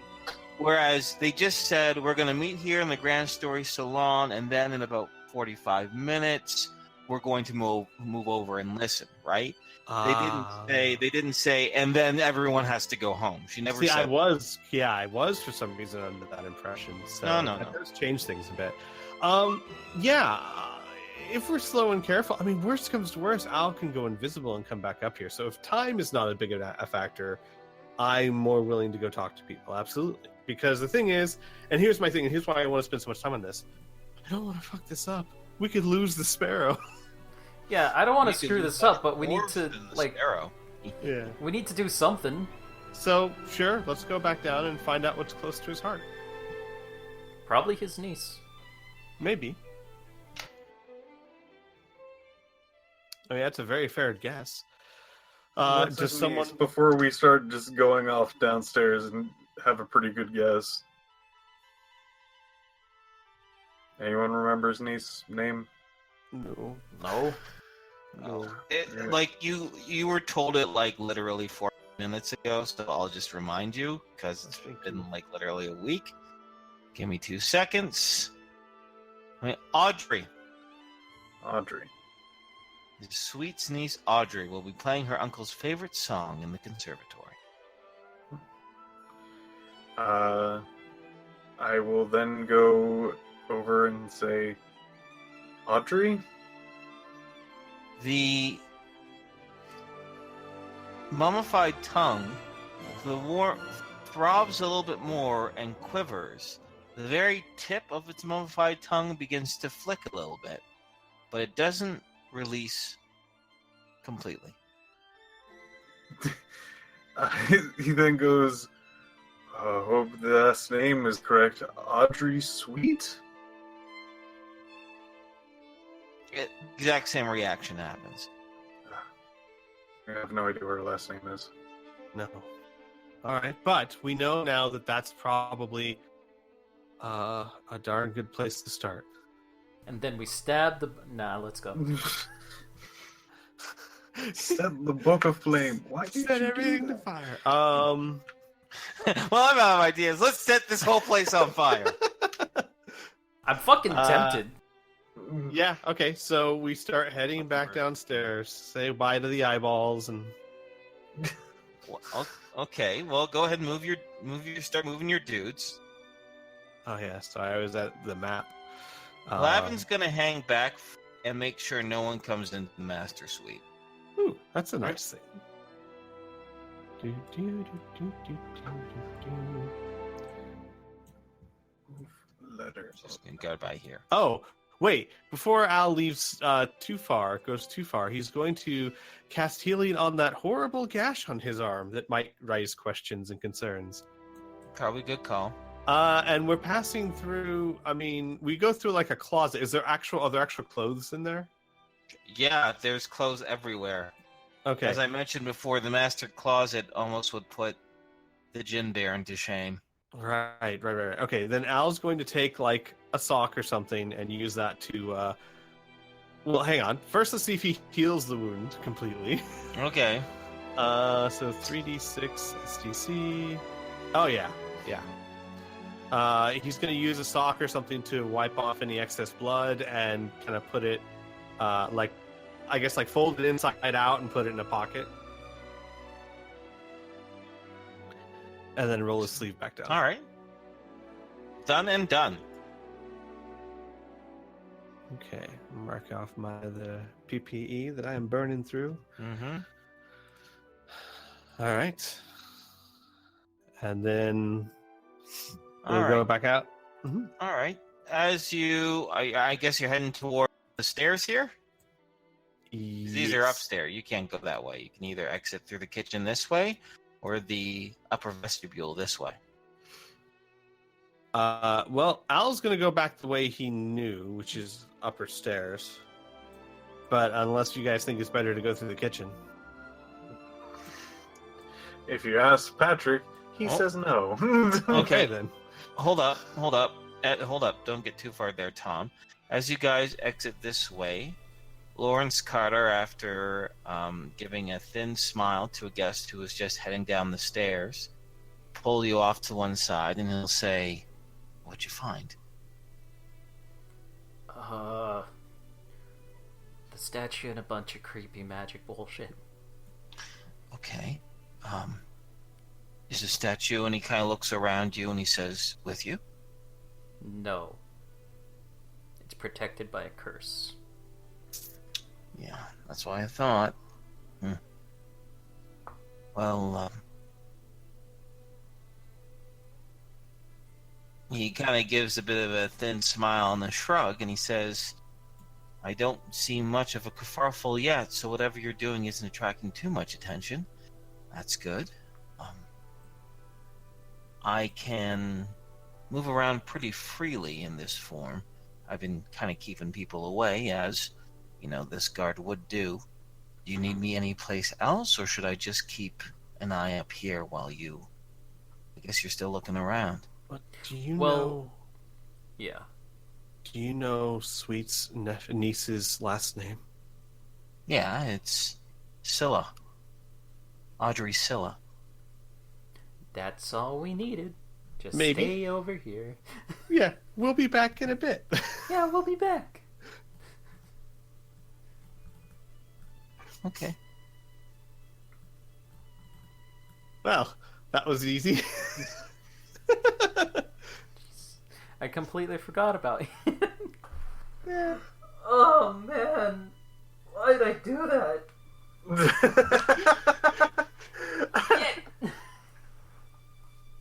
Okay. You gonna join Okay. us in the comfort closet, Squee? We're going back Yeah, in. yeah. Okay. Comfort closet.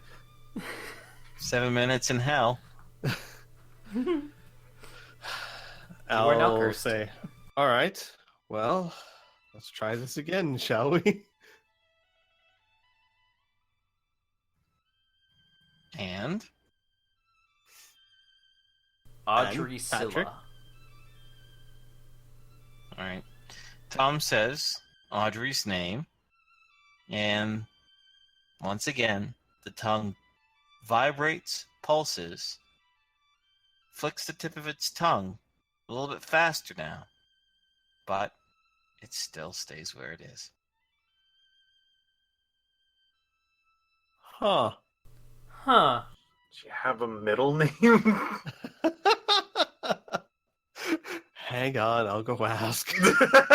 Oh my god. I was gonna go back. Okay, go back to Lawrence, and Yeah. Lawrence. Hey, yeah, does she have a middle name? he says, I don't know if she has a middle name or a nickname or a short name. Not that close. Crap. Okay, thanks. And he's gonna walk back. Lawrence looks confused, but assuming you know what you're doing and keeps an eye out. All right, he doesn't know. We might have to go ask her.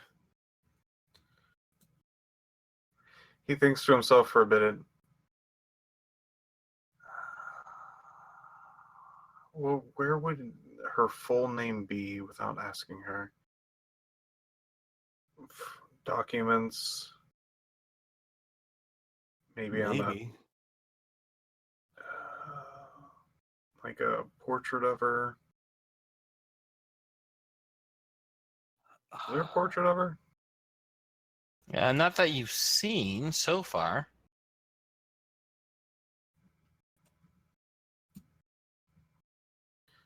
I don't think it would be written in normal notes. As he then moves over and checks if there's any to his niece. Going through the notes again quickly, you notice that most of these are to individuals of positions of political power or members of the Order of the Lapine. It doesn't look like there's any private correspondence to any of his immediate or extended family. Have there been some sort of communication with them? I'll keep checking around here for any sort of place that he might sit and work on his notes, probably in sitting room maybe. Would you two mind maybe asking around? Yeah. I mean, the easiest way would be just simply to congratulate her after the song and ask her, but let's see what we can do.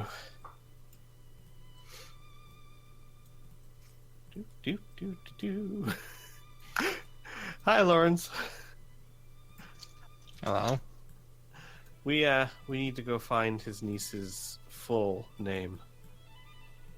I see. Well, perfect time to ask, I suppose. Mhm. Yes. Why? Oh, wait. And there's a reason why he's not speaking this British accent, because he has a different face on. All right, where are you guys heading? Downstairs to the conservatory. Indeed. Okay. All right, head down to the upper vestibule. Patrick, you head into the sitting room. As described before, with the exception, you see mostly novels and books, and a small, reading side table and a chair.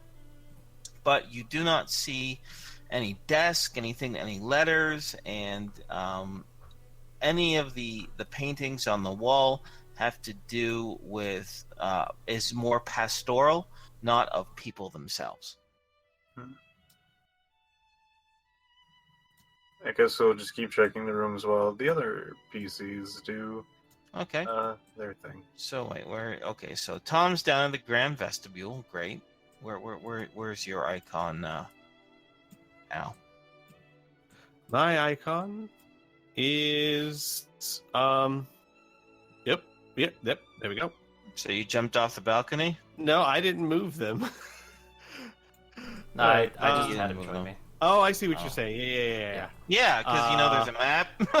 Yeah. Map you've been using. I was sorry. I was thinking that was the yeah. No, I'm with you. Okay. Yes. Much better. Less broken legs that way. So towards the music. Okay. You head towards the music into the gallery itself. And you can see as you head down the hallway, you see the vast majority of folks in the actual conservatory itself.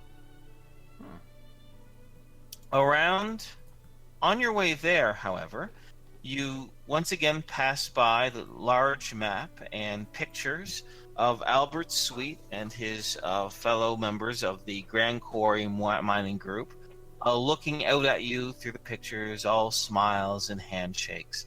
And the library door now is is wide open, and in which you can see approximately half a dozen older, portlier gentlemen with half-filled glasses of brandy or some other such liquid, sitting around, smoking cigars, and not chatting amongst themselves, instead letting the music flow from the conservatory out towards the library as they all look to have sad, thoughtful expressions on their face, a moment of silence perhaps for their dear friend.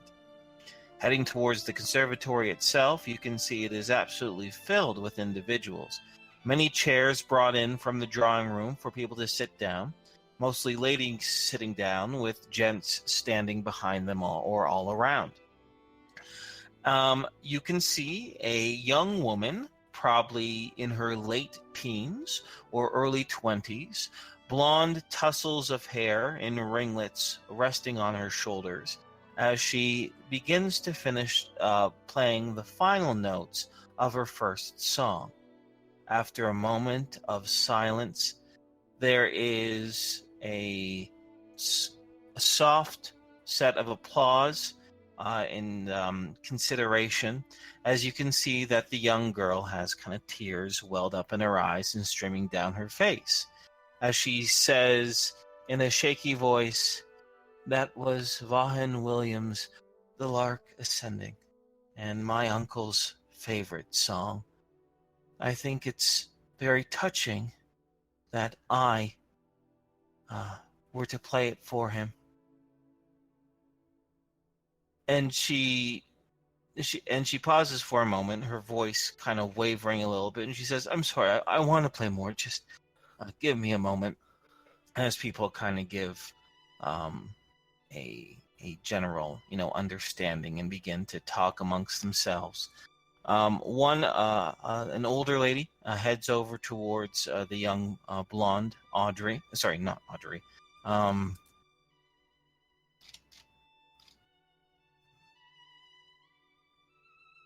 Yeah, no, it is Audrey. Sorry, the young Audrey, speaking to her softly.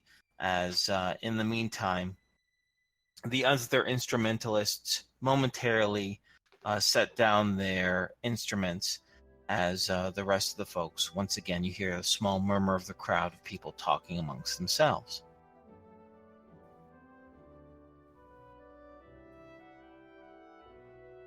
Now's as good time as any to maybe ask around. Okay. Yeah. Al will say, "Well, I'm supposed to be part of the press anyway. Maybe I chat her up directly to see if I can get her name. Say I'm gonna write about this." That sounds great. That sounds perfect. All right. Yeah. So Al would start calmly making his way towards her. Okay.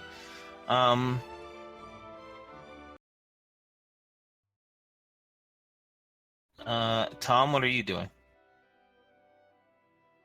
I'm going to try and just meander around the crowd. Not specifically trying to make it seem like I'm with this reporter.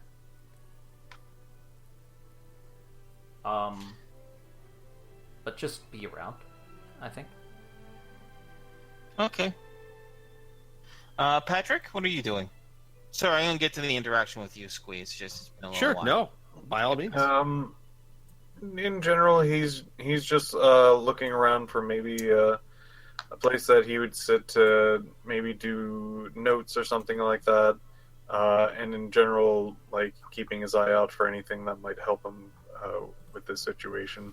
Okay. I think he's going to go around the master suite at this point. Master Suite? Yeah. Okay. All right, I'll get to you in a moment. Actually, yeah, I'll get to you in a moment. I'm gonna have you roll a dice and stuff. Okay.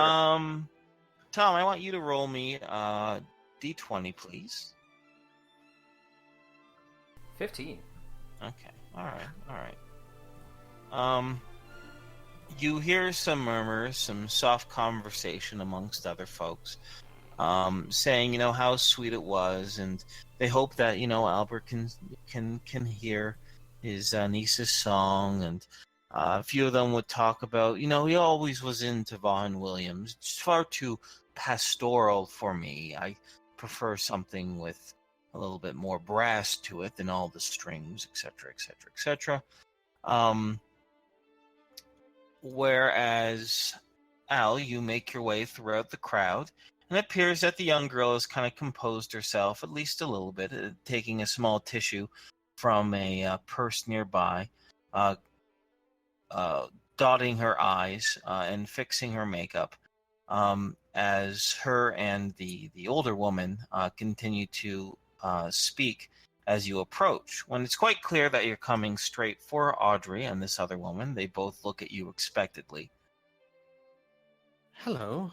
My name is Todd Mellencamp. I know you don't know me. I was sent by the paper. We don't have the best reputation with you. I'm aware. Hopefully, I'm hoping to change that a little bit. The woman looks at you sternly, but she doesn't say anything. But Audrey, with a little bit of a softer expression on her face, just gives a bit of a nod. And she says in a light voice, "Well, how can I help you, Mr. Mellencamp?" Well, first of all, let me just say that was a stunning performance. Thank you. My goal here is to write an article that properly sends off your uncle and gives him the story that he deserves, which will take some time and require a lot of effort on my part. But I think that starting with here is a good place to begin it. I was wondering if I could get a comment from you, being close to him as you were. He was a beautiful man who loved nature and his family. He loved art and literature. And Velda City has lost a great man. That's all I can say, says Audrey. Yeah. Okay. That is more than enough. Thank you. And Al would is it fair to say, I don't know, I ask you, because he's coming as a journalist, so is it fair to say he brought something to write with? I don't think that's fair at all, Okay. unfortunately, because you were given the WKRP radio press That's right. thing, and that was at the last minute. That's fine. That's perfectly fine. So then never mind. He'll just nod, and he'll spend a second to look as if he is memorizing or processing it, and he'll nod and he'll go and he'll say thank you. Well, I didn't want to take up any more of your time. Oh, I'm sorry. I'm so sorry. I don't know your full name, of course, ma'am. I need to be able to give credit. She gives a bit of a sniff, and she says, "Well, it's Audrey. Audrey Silas." Audrey Silas. I feel like I knew an Audrey Silas once. If you don't mind me asking, what's your middle name? She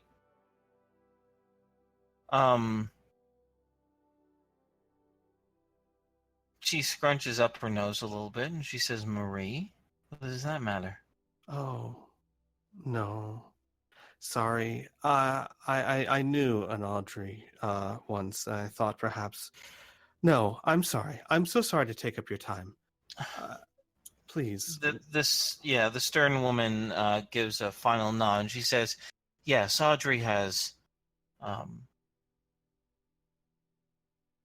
wants to play more for her uncle's memory. If you could just..."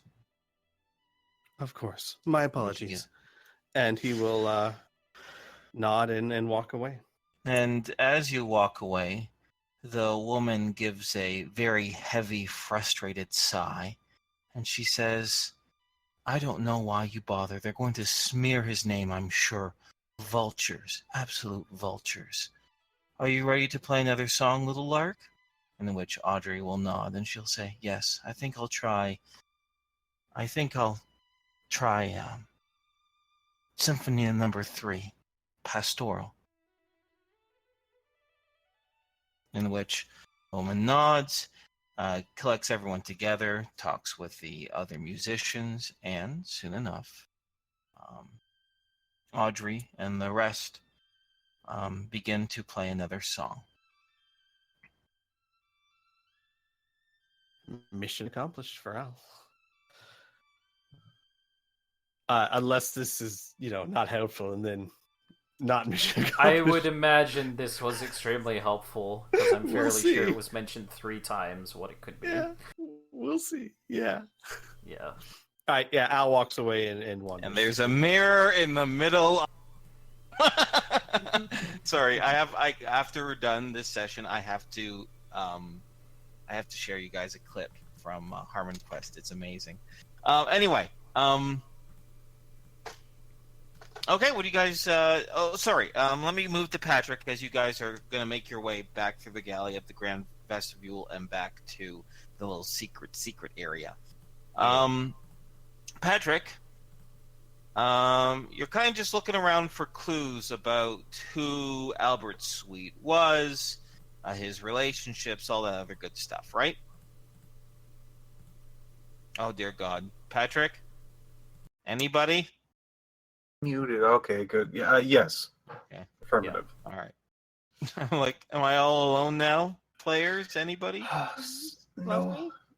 It's All right. just me being dumb. Okay. So am I right? You're looking for anything to kind of help you in general in this situation? Yep. All right. I want you to roll me a d20, please. Well, look at you. Look at you go, Patrick.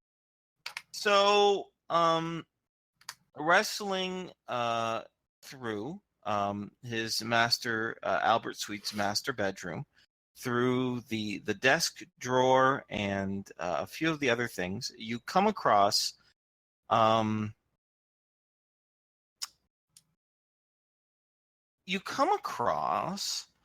in a small drawer on the left a small manila envelope. And inside the envelope appears to be a card and a ring. The ring is engraved, and the card reads, "On this, the day of your graduation, I wish you, Audrey, the best of luck. You have a beautiful soul and a sharp mind. You'll go anywhere you want to be. Fly out into the world and don't be afraid to take chances." And the ring itself is engraved, "To Audrey, my little lark, soar high." Pat's gonna check if it's magic. The ring is not magic. Darn.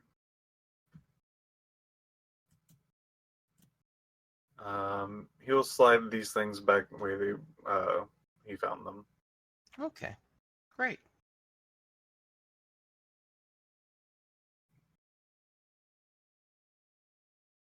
All right, we're gonna wait for Al, I guess, to come back, and maybe Burn too.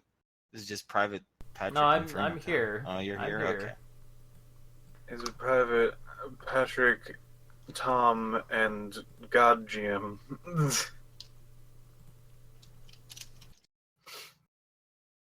So, God, how's it going? Pretty good being God. You know what I've been watching lately, speaking of God as a joke? I've been watching Bob Ross on Twitch. We For just those keep of you who don't know. slapping that devil? Yeah, he does. Oh, he's beating the hell out of that devil. He's beating the devil out of it. Oh my God, he's amazing. But you know, I loved his vibe. I loved everything. You know, there are no what's No it? mistakes. There's no mistakes. Happy little accidents. Just happy little accidents. Oh, so good, so good. This can be whatever you want to be. This is your world, right? So that's why I was thinking of God or a GM, right? It's whatever you want it to be. If you want to draw a book with a bunch of eyeballs on it, you can do that. That's good. That's great. You draw too many on there? That's fine. It's fine. It's all right. It's your book. They're your eyeballs. And you know, if you don't want your players to stab it, it's okay. It's cool. It's so evil. You can stab it as much as you want. You can't assume that. It is a book with eyes. That means it is alive in some way. And also it's a book with eyes. That means it's great news. I should we're gonna listen just wait to a this couple book. minutes to see if Squee comes back, and then we're just gonna continue. Okay. I should listen to this book because it knows a lot about taxes. Oh shit, if I can do taxes in that thing. Alright, welcome back, Al. Welcome back, Al. Hi. Sorry, I may have eaten something bad because it is turning off my warning system for the bowels. Okay, then we're gonna find way too much information. You could just say I'm streaming? back. You could have just said I'm back. Yeah, I know we're streaming. I mean, I feel bad that you're feeling poorly, Squee. But I just felt bad because I left abruptly for a bit of time. So fair enough. Fair Jim, enough. I'm now feeling the anguish. internet Can will I- now forever know. What's this? What, Pat? I'm feeling anguish, GM. Can I get the statue? Well, go for it. I don't know if fecal urgency was what Sweet was thinking when he cast the curse, but you never know. Right. Anyway, knuckleheads, you're going back to the spooky room, right? yes. All right. Yes. I forgot to do this last time you returned, but now for sure I can confirm that light is long gone now. So you'll need to cast it again. Or He'll use it again. Yeah, he'll use his actual magic for that. Okay. Great. Cast the spell once again. Flickering pale light creates more of a shadowscape across the room than any clear light. But there you are once again. The sparrow statue so closely out of reach, as well as the grimoire with the cover of eyes peering around once again, looking all around the room, not focused on you anymore. What do you do? All right. Al would make sure that that he lets everyone know her middle name is Marie. Okay. Okay. I'm gonna list off a bunch of bullshit. If that's cool with you two. Is that cool with you two? It's fine with me. Okay. Audrey Marie Silla, Vohan Williams, The Lark Ascending, My Little Lark, Audrey My Lark. Wait, are you saying this? Are you Yes. saying this aloud? Yes. Okay, now I'm going to just interrupt you then. Go for it. You say one of the... I mean, you rant them off so quickly, but about in the middle of your ranting, the eyes fix on Tom, and suddenly the tongue goes slack on the grimoire. Okay. We've opened it. Patrick nods and goes, "Thank you." Now I can stab it from the inside. Grabs dagger. This thing could be alive. It very much looks like it's alive. This Patrick just looks at Tom for a bit and then goes for the book. Okay. The front cover of the book. Sorry. The cover of the book is opened up, and the underside of the cover is still in that strange, leathery, cracked material. The pages too seem to be very thin and papery, almost like rice paper. Although flipping through it or touching it, it is sturdy, so you don't have to be afraid of ripping it very, very quickly. But it has that consistency. In addition, the script written upon it is light and wispy, as if the very, very, very tip of a feather was used to write or inscribe upon it. It is filled from top to bottom more in that black draconic speech completely. It also is not just these rune-like letters, but illustrations as well. Intricate drawn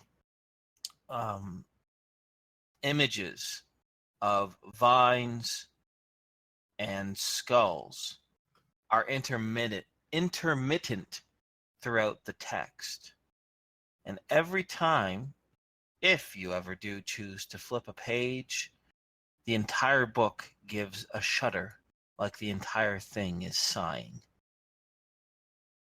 It is easily 100 pages large. It will take some time to read through it all.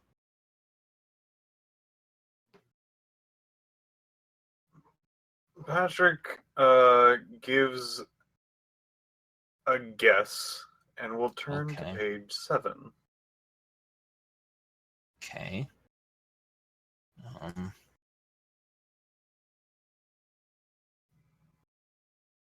Give me 2 seconds. Okay. That is a very specific guess.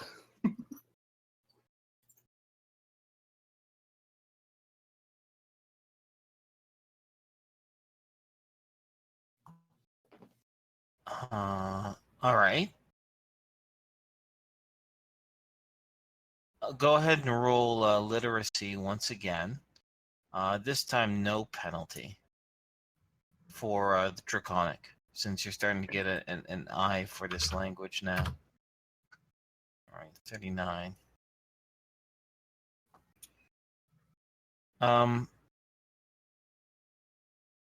You see... Oh, sorry. Give me just 2 seconds.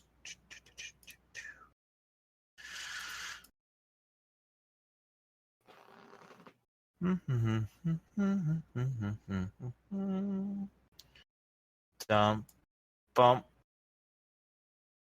Oh, almost. He hums merrily as he puts forth the monsters that will kill us. Kinda. Not really.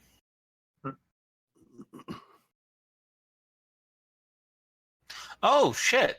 Okay. You see the beginning of a spell that helps you make a magical talisman.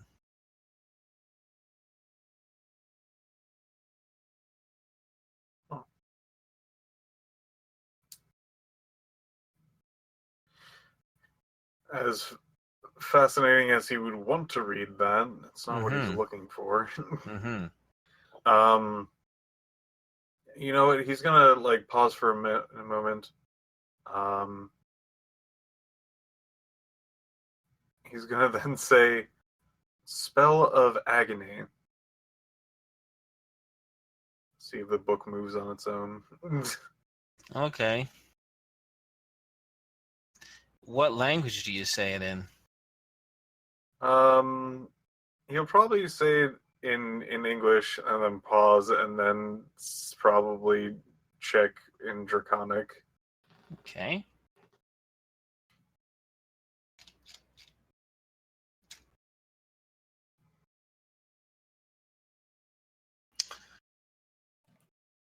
When you say it in English, nothing happens. When you say in Draconic, the pages begin to flutter a little bit. And they heave you to the center of the book. Reading the script itself, you can see it hasn't directly gotten you to what you're looking for. Maybe your pronunciation is a little off. Because it leads you to an incantation, but not a special spell, but incantation in which to use with what appears to be some form of magic mirror to activate a portal to another area. But flipping through the next few pages, you get to what you're looking for, which is a spell that is particularly cruel and painful, that when invoked, incapacitates its victim with complete and utter pain.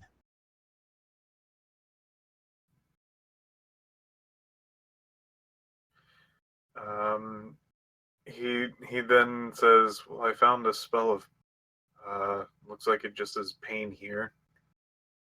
No, it would say the word agony is repeated over and over and over. Oh, sorry. Agony.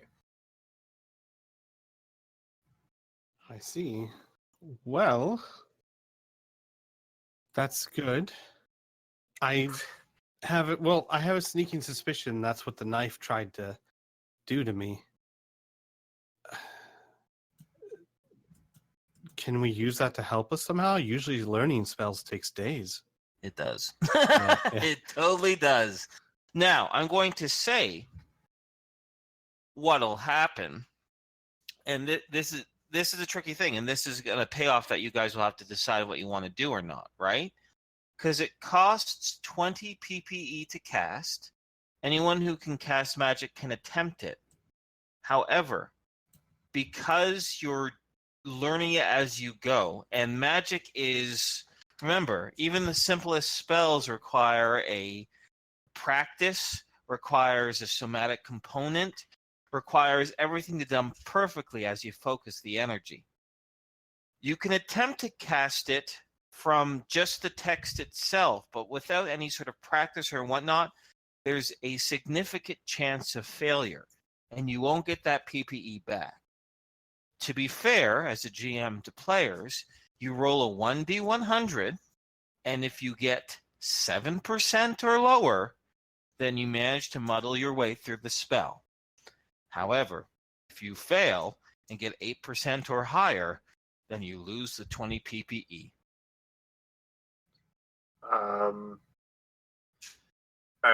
Out of character, that does seem like pretty low odds, and would probably still try if there wasn't any repercussion, which it doesn't sound like it.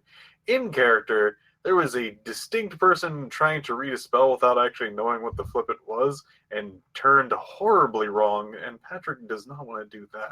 Yeah. Yeah, Al's in the same boat. Though, now that we do have this, Patrick is going to generally read through at least maybe know if its effects and question Al if it was similar to what he was experiencing. Okay, that I can answer for you. Under the influence of magic, the victim has absolutely can't move or speak, and only be suspended in pain for a moment, right? Or for at least for a period of time, right? The pain feels extremely real, and it takes some time, in this case, another minute, for the victim to regain their full composure. It only affects one person at a time. All you know from the description is that it's supposed to bring some of the most cruel and core-shaking distress a person could possibly feel.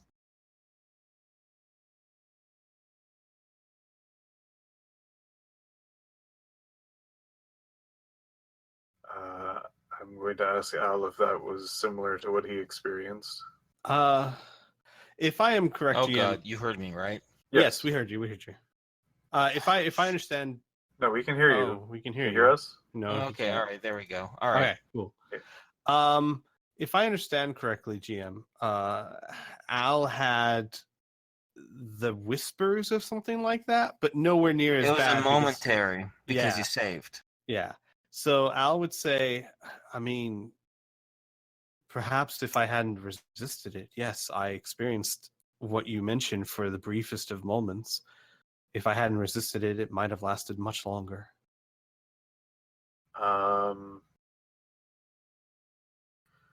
Well, I can at least inform you of. Would this give us any technical knowledge about how this might work? A general length, or how it might function or be able to be reversed?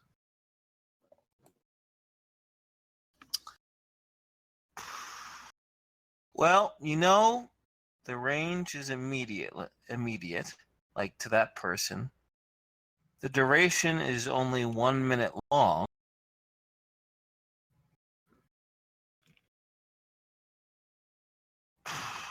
I'm going for what you're going for, and I understand what you're going for, dude.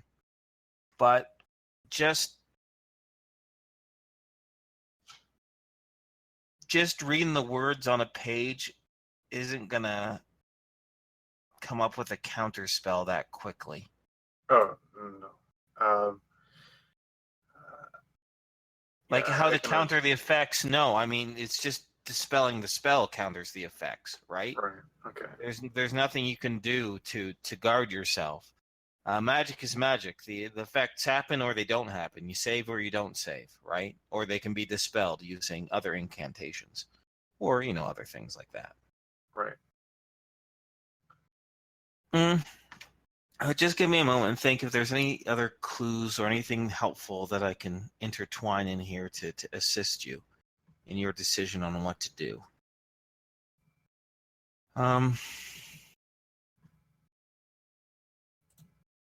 Oh, there is something, which is a warning. It's an aside to this spell. It's after the actual spell portion in the grimoire. It almost seems like an aside, a reminder to Albert Sweet himself, warning himself to not lose himself in the feeling, the blissful feeling of agony, because time can slip through when you're focused on the pain and the memories within. And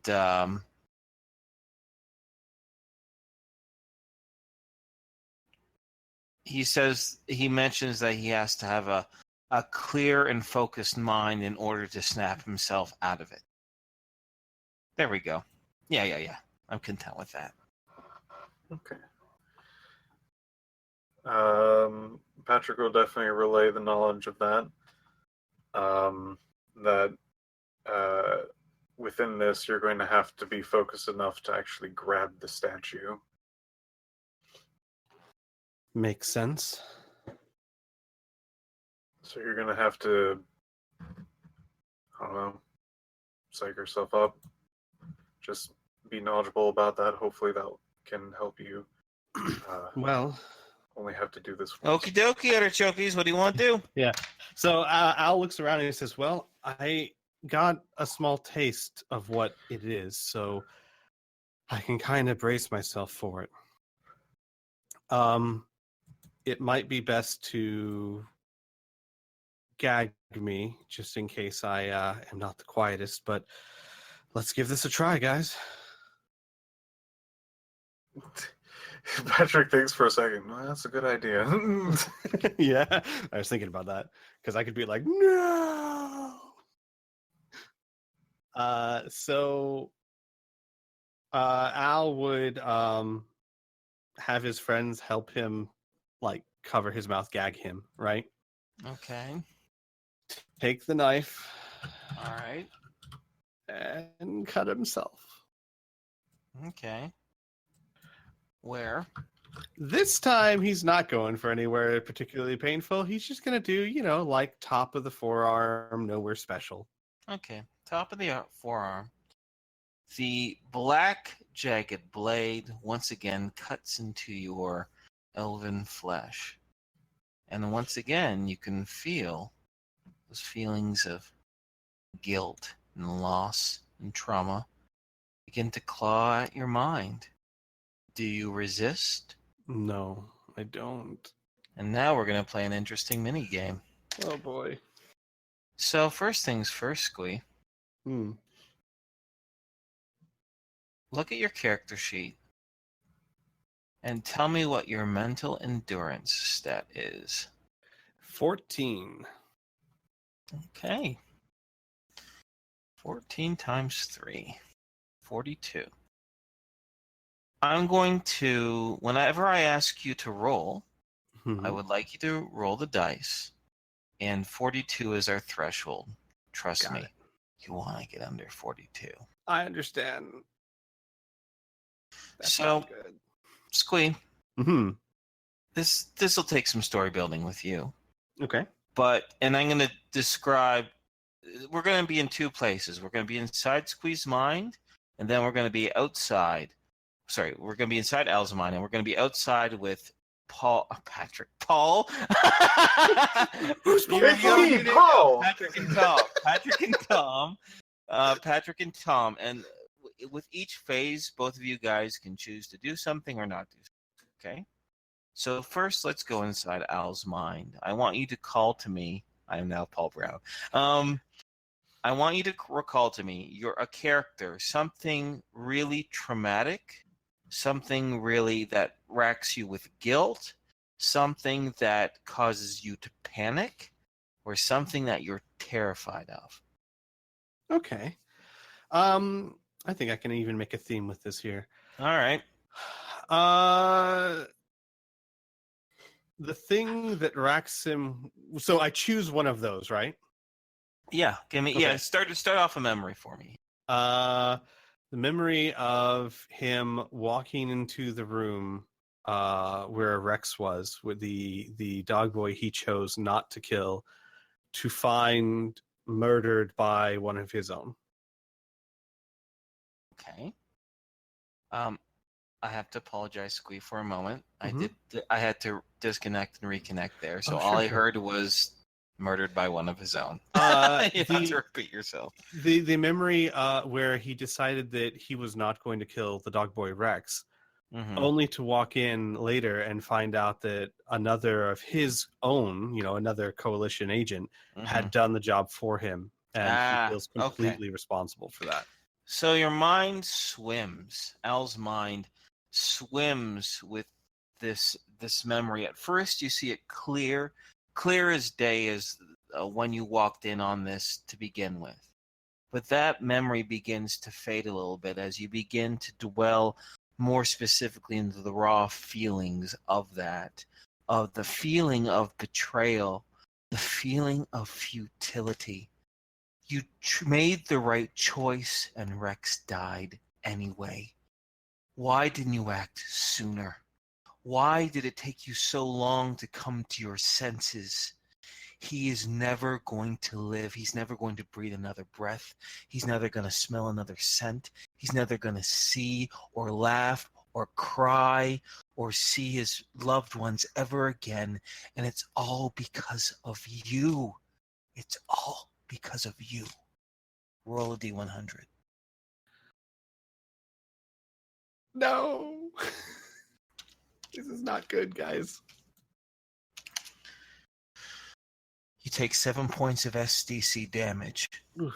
Outside, Patrick, Tom, you see the blade just scrape the top of Al's forearm, and his eyes begin to glaze over in a trance.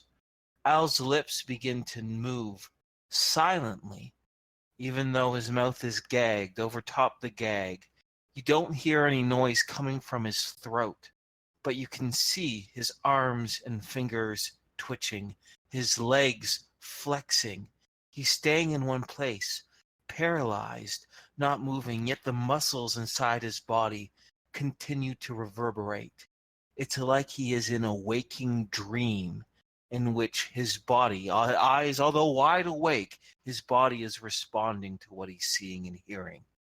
The only movement that you can actually see is him digging the dagger deeper and deeper. Now a half-inch of the blade is into the top of his forearm.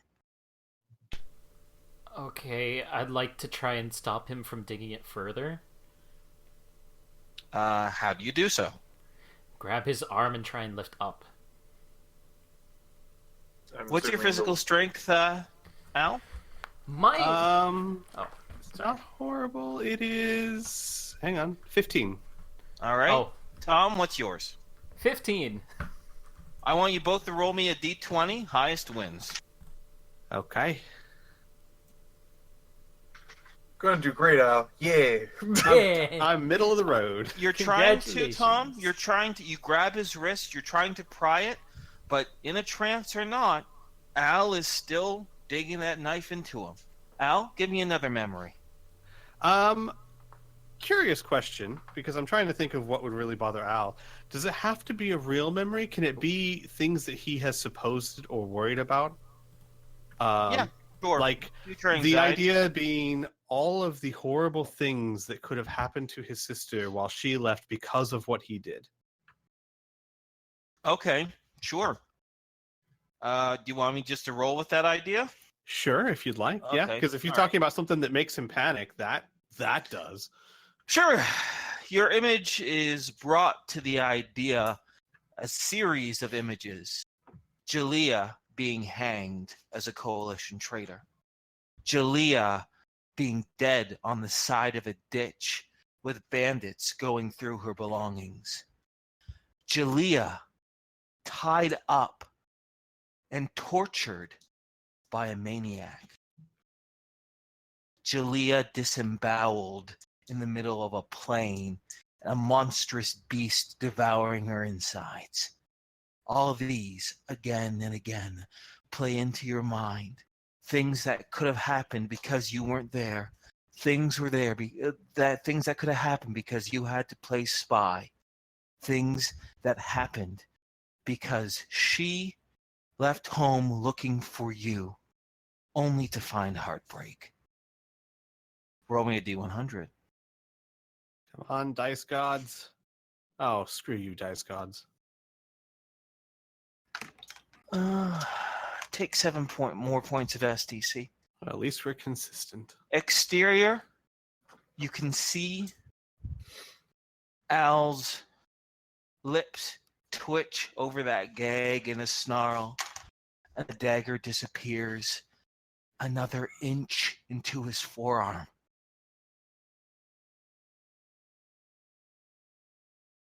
I'm still gonna try and struggle to pick it up, but I'm gonna ask... Patrick, can you help me, please?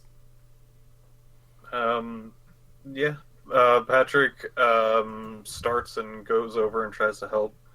All right, what's your physical strength, Patrick? It is terrible. I would suggest maybe giving him like a +1. It's a 9.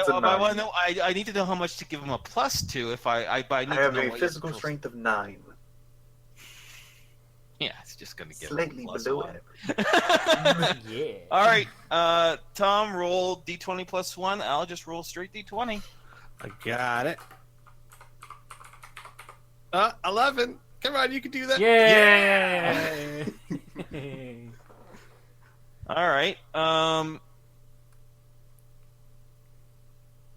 Give me a moment. Let me think how this works. Al is very middle of the road today.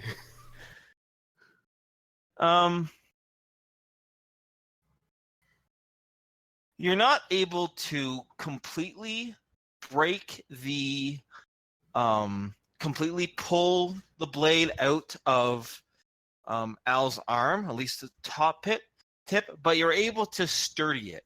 You and Patrick grapple on to the twitching Al, and you have your hand like a vice on Al's wrist, and you're just not making it go any deeper. You have control of it. What that means is that next time, if Al fails again, I'm not automatically giving him damage. You need to do another opposed check, and then we see if the blade goes any deeper. You're preventing any further damage with you and Patrick holding him back. Sound fair? Yes. And if you succeed a few times in a row, you might be able to just pry this thing completely off of Al. Groovy beans? I'd say yes. All right, great. Yeah. Al, give me another memory. All right. This would be along the same lines. Now his memories would start sinking towards what's happened to his father because Oh God, that's horrible. Yeah, so, I know. Your memories are of your father being paraded throughout the center of Chi-Town. The locals, people who were your friends that you grew up with, hurling both insults and rocks and food, anything they can get their hands on at your father as he is stripped of his military medals, stripped of his honor, and posthumously executed in the middle of the square with no pomp and circumstance. You see his body rotting in the middle, no one touching or even looking at him as carrion feeds on his flesh. Roll me a D100. Come on, for once, dice. Oh, screw you, dice. All right, opposed strength checks. Oh boy. 10. No. Boy. 4 points of damage. Okay. Try I'm as trying. you like, Tom. I know. You're pulling him back, but that dagger Al is a man possessed, not literally, so don't talk to me in the comment section. As if a man possessed begins to push. It's like an arm wrestling match between Tom, Patrick, and Al. As that dagger once again dips down 1.5 inches into poor Al's forearm. Blood is just dripping in droves over top of that flesh. Horrible, jagged movements as you try to, prevent him from cutting himself, and he's cutting himself going on, making a real massacre of poor Al's arm. Another memory, or thought, or fear, or agony. Okay. Tell you what, then this one would go to the day his mom died when Julia was born. Well, see, now I can't role play that for you. That's a very no. I'm not Yeah. saying that's a bad one. You know what I mean? Okay. I'm Mhm. just saying that that's going really deep into your character backstory, so I don't Mhm. think it's fair for me to define what that moment is like. I So see. you know what I mean? You know what I mean? Like the moment by moment thing. Of Right. like what your mother would say or anything like that. That's 100% you. So if you want to take the ball with that, go ahead. Okay. So Al was, I believe, 8 at the time. Okay. So old enough to, have solid memories and be aware of what's happening, but still a very young child. His mother died during childbirth because of her complications, which is why Julia is blind. And I imagine that it was probably not a painless. It was probably a painful death and not a good one. And Okay. Al was there for it. So it's probably some of his most buried memories. He just does not think about them because he can't, because they're horrific. But the spell drags them to the surface and probably breaks through, whatever mental barriers he's constructed through a lifetime to not think of such things. They all Sure. come flooding back, of his mother screaming in pain and his absolute terror, panic, and helplessness. Very similar to the image involving Rex. This first memory is as clear as crystal, as if you're there standing in the room in which all this is happening. And once again, it begins to blur like oil paint on a canvas, and you're only just left with those raw emotions. And what's even worse is that they're the emotions of a child who doesn't really understand or have the real depth of foresight. It's a raw, like almost helpless type of fear and loss and confusion. Roll me a D100. Come on, dice. I hate you. I hate you. I hate role-playing games. This sucks. Okay. All right. Hey guys, opposed strength checks. Oh boy. Oh, hey, that's good. That's good. Yes. You managed to hold back Al from further cutting into his flesh. All right. Give me more. We're doing this until you succeed, dude. Or your friends understand. snap you out of this. Yeah, no, I totally understand. Or you die. Or you die. Dun, Yep. dun, dun. Pretty You much. know what? Actually, Al thinks back to the memory he had where he questioned that poor girl that had her limbs and her tongue cut out and all that. Oh, yeah. Where he thinks back on it now, back then he thought it was pragmatic and reasonable. Now, changing as he has, looks on that memory with absolute just disgust and embarrassment, and it's one of the most shameful things he can think of that he has done. Wait, what was the shameful thing? Assassinating that dude? No, questioning her in such a horrible, in such an uncaring way. Oh, okay, sure, okay, that works. How many hit points in SDC do you have, by the way? Luckily, I have a decent. I still have 23 left. I have 41 SDC total. Okay, all right, well, groovy. Yeah. I won't. I'm not gonna belabor this because God knows the way the dice is going, right? Mm-hmm. But you are racked with a different kind of agony, that of your own self-criticism. It becomes the guilt becomes complete and utter self-loathing, disgust, and fear of that's what you're going to always be. Roll me D100. Okay. Come on, dice. Yes! For a moment, the memories, the feelings, the images begin to fade a little bit.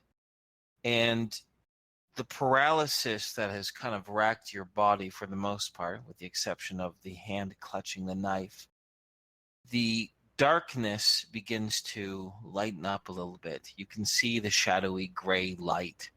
You can see your friends clutching you, and you can see the statue of the sparrow in front of you. And Al, only through your eyes can you see the runes surrounding, on the table surrounding the sparrow, begin to fade. First they pulse, and then they begin to get thinner and thinner. They're etched deep into the wood, but it's almost like the etching is being filled up by more wood. It's very, very faint now. To Patrick and to Tom, it just looks like the glazed look on Al's eyes is starting to clear up a little bit, and he's no longer trying to stab his own arm for now.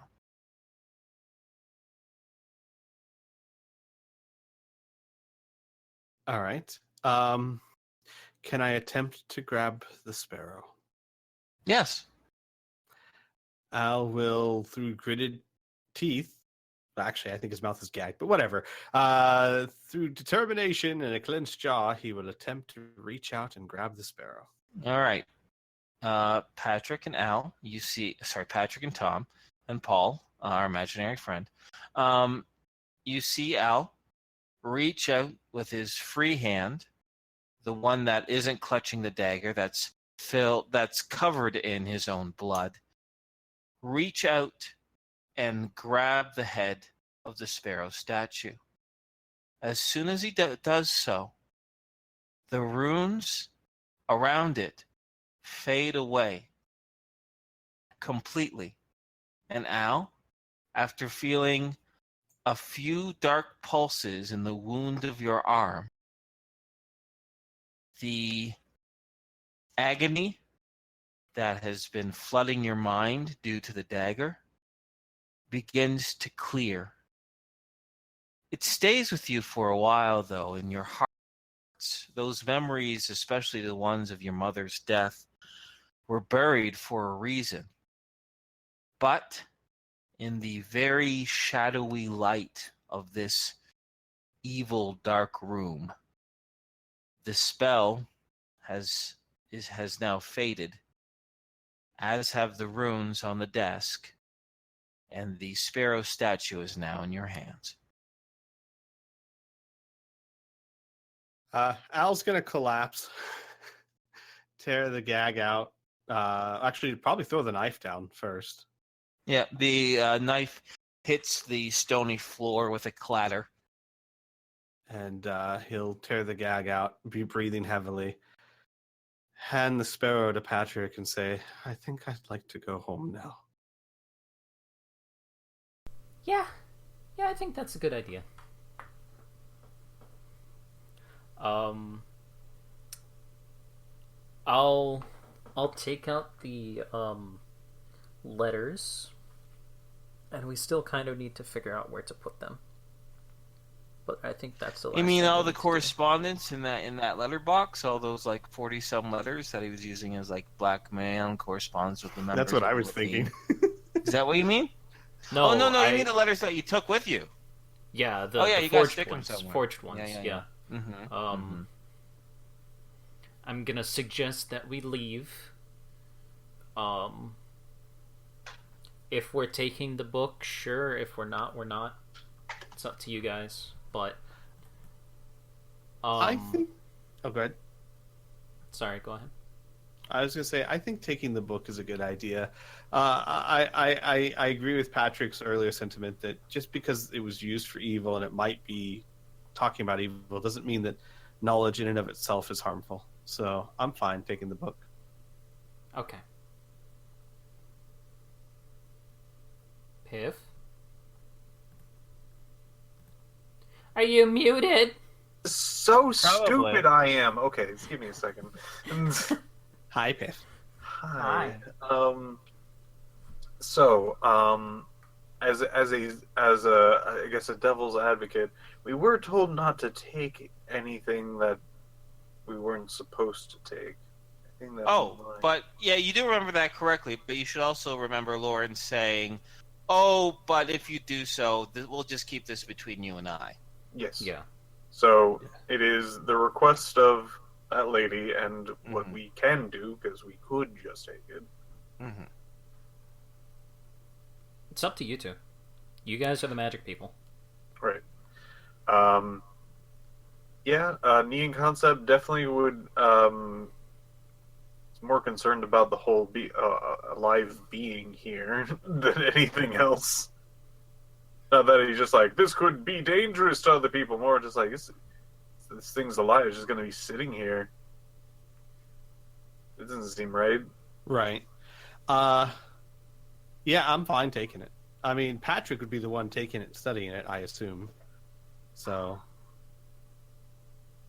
The weird thing is, you're right, but you're probably not right for the right reasons. Like, he probably would be studying it like, this is an alive creature, instead of studying it like, I need to read what's in the book. Yeah, I see what you mean. So yeah, let's take it.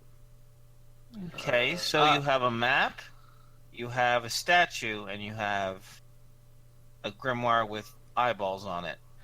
Yeah. And in it. And GM, while they're figuring that out, Al's going to cast some curing on himself. Okay, so at least you won't have a statue and a bloody arm. Right. Start casting and mark it down. I would like you to be particular, my friend. Okay. Will do. So it's 10 per cast and it's 3d6. So let's just do it one at a time and then... And while Al's doing this, you guys should consider, because the statue is about, I'd say about a foot tall and about 10 inches wide, right?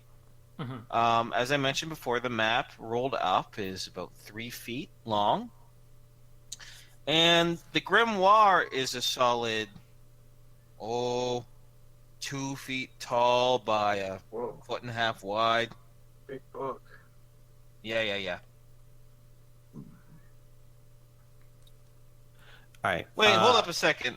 What's the average size of a keyboard? It's like that long. That's Oh. almost 2 feet. Kinda. No, not really. I'm not really good with inches. So we could About say the general 1.5 length of the feet. keyboard. yeah, about Yeah. 1.5 feet by 1.5 feet, about half a foot. Yeah. Yeah. Well, it's about Interesting. 1.5 feet by a foot. There we go. Okay. Yeah. Okay. Okay. I would like to know if there's any kind of like writing desks or anything on the in the master suite. Yes. There's some writing. There's a desk there. Yep. Okay. I'll just splay out the letters on the writing, or stack them up on the writing Okay. desk as correspondence. All right. Put a couple of pens down, and I think that's good. As far as the statue goes, I'm not entirely sure how to hide that.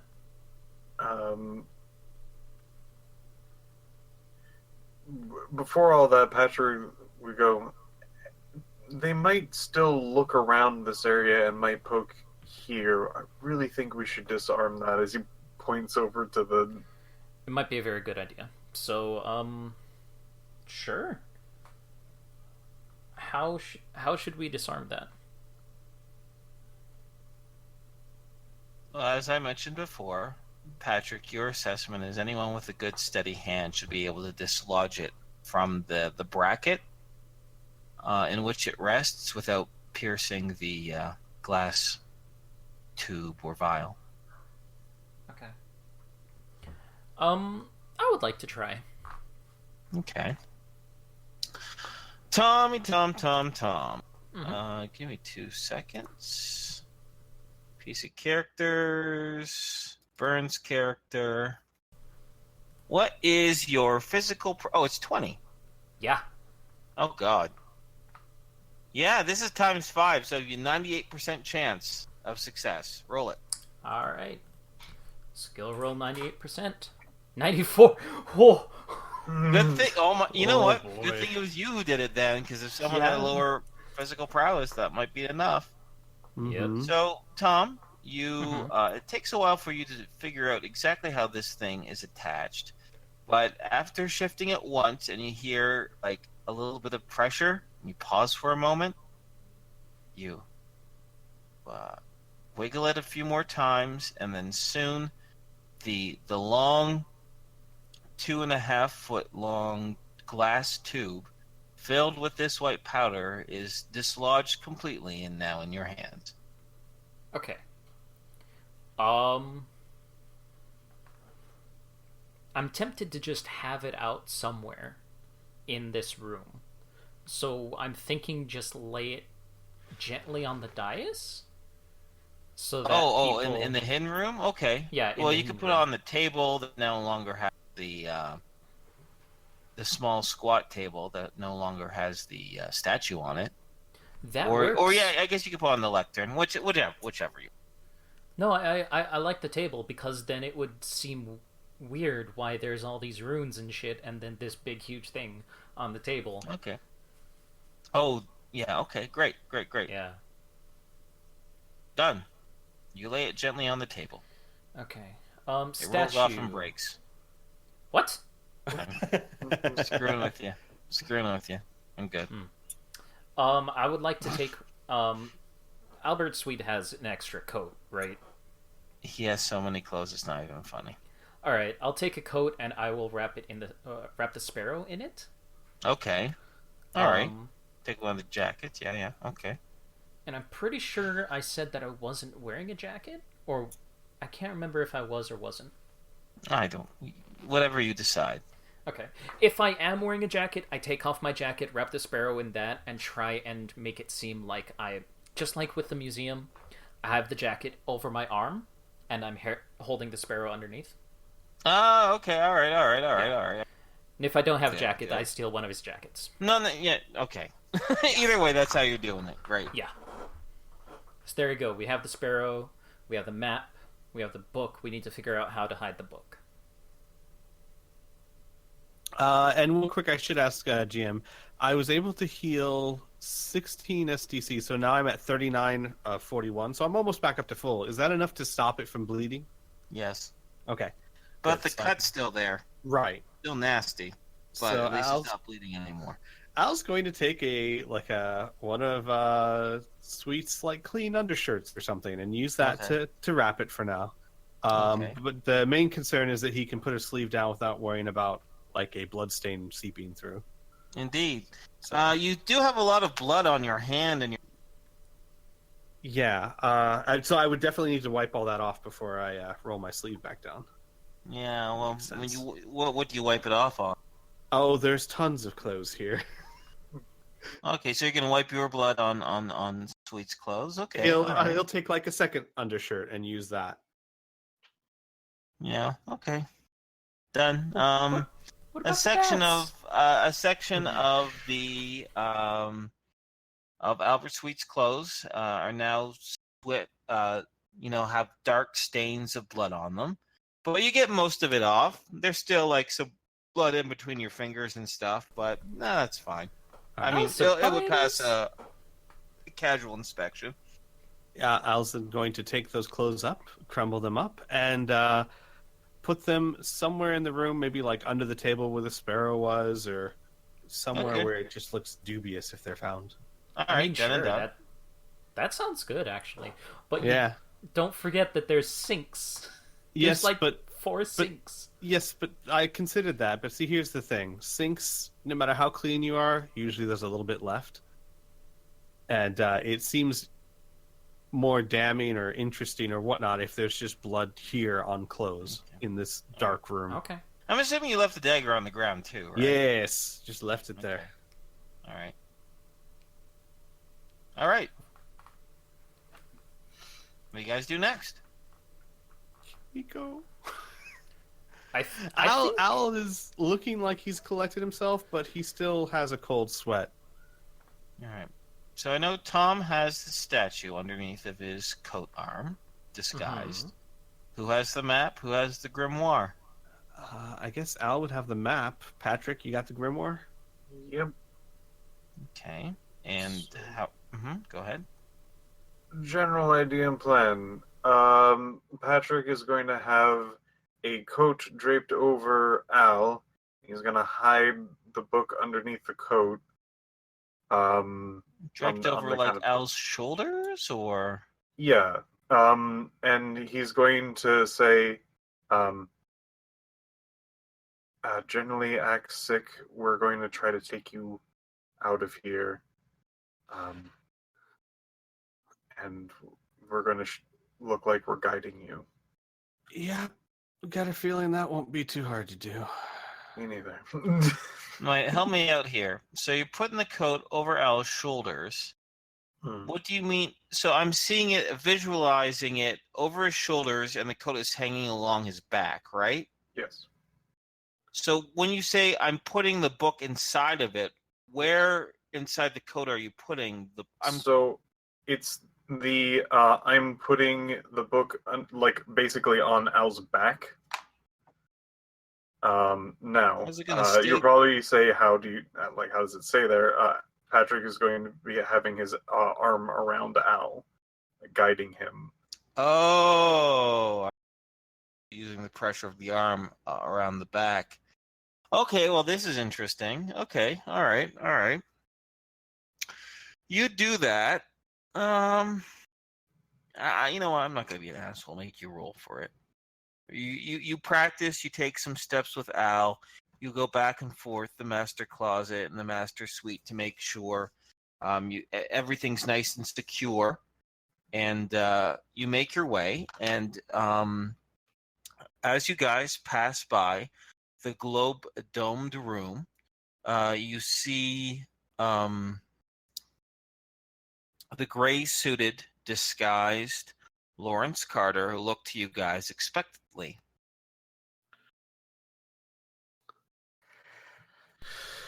Al looks up, gives him a smile, probably a bit weaker than usual.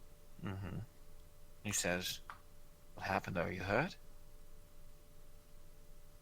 No, nothing that I won't recover from. Well, We planted the evidence. So, and even if we didn't, when the chief comes back, he's going to find more than enough to. Well, let's just say it'll be interesting. I see. Nothing to displease Miss Johnson. Well, nothing that would displease her as far as we're concerned. Good. Apparently, Sweet put enough stuff here himself. Excellent.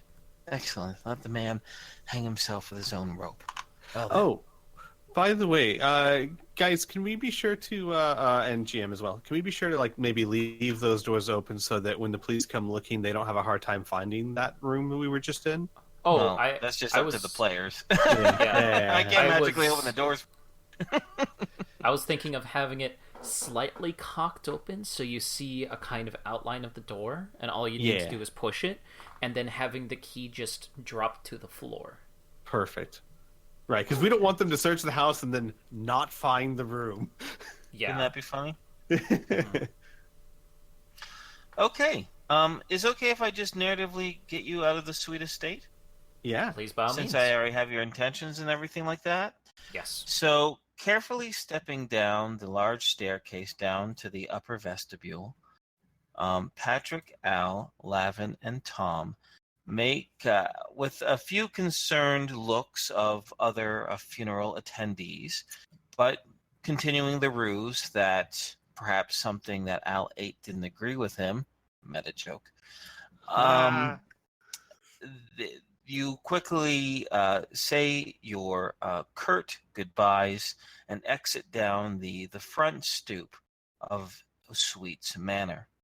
Making your way back to your vehicle, Lawrence Carter congratulates you on your find and promises to be close in touch with you in the next day or two to have that behind-the-scenes interview.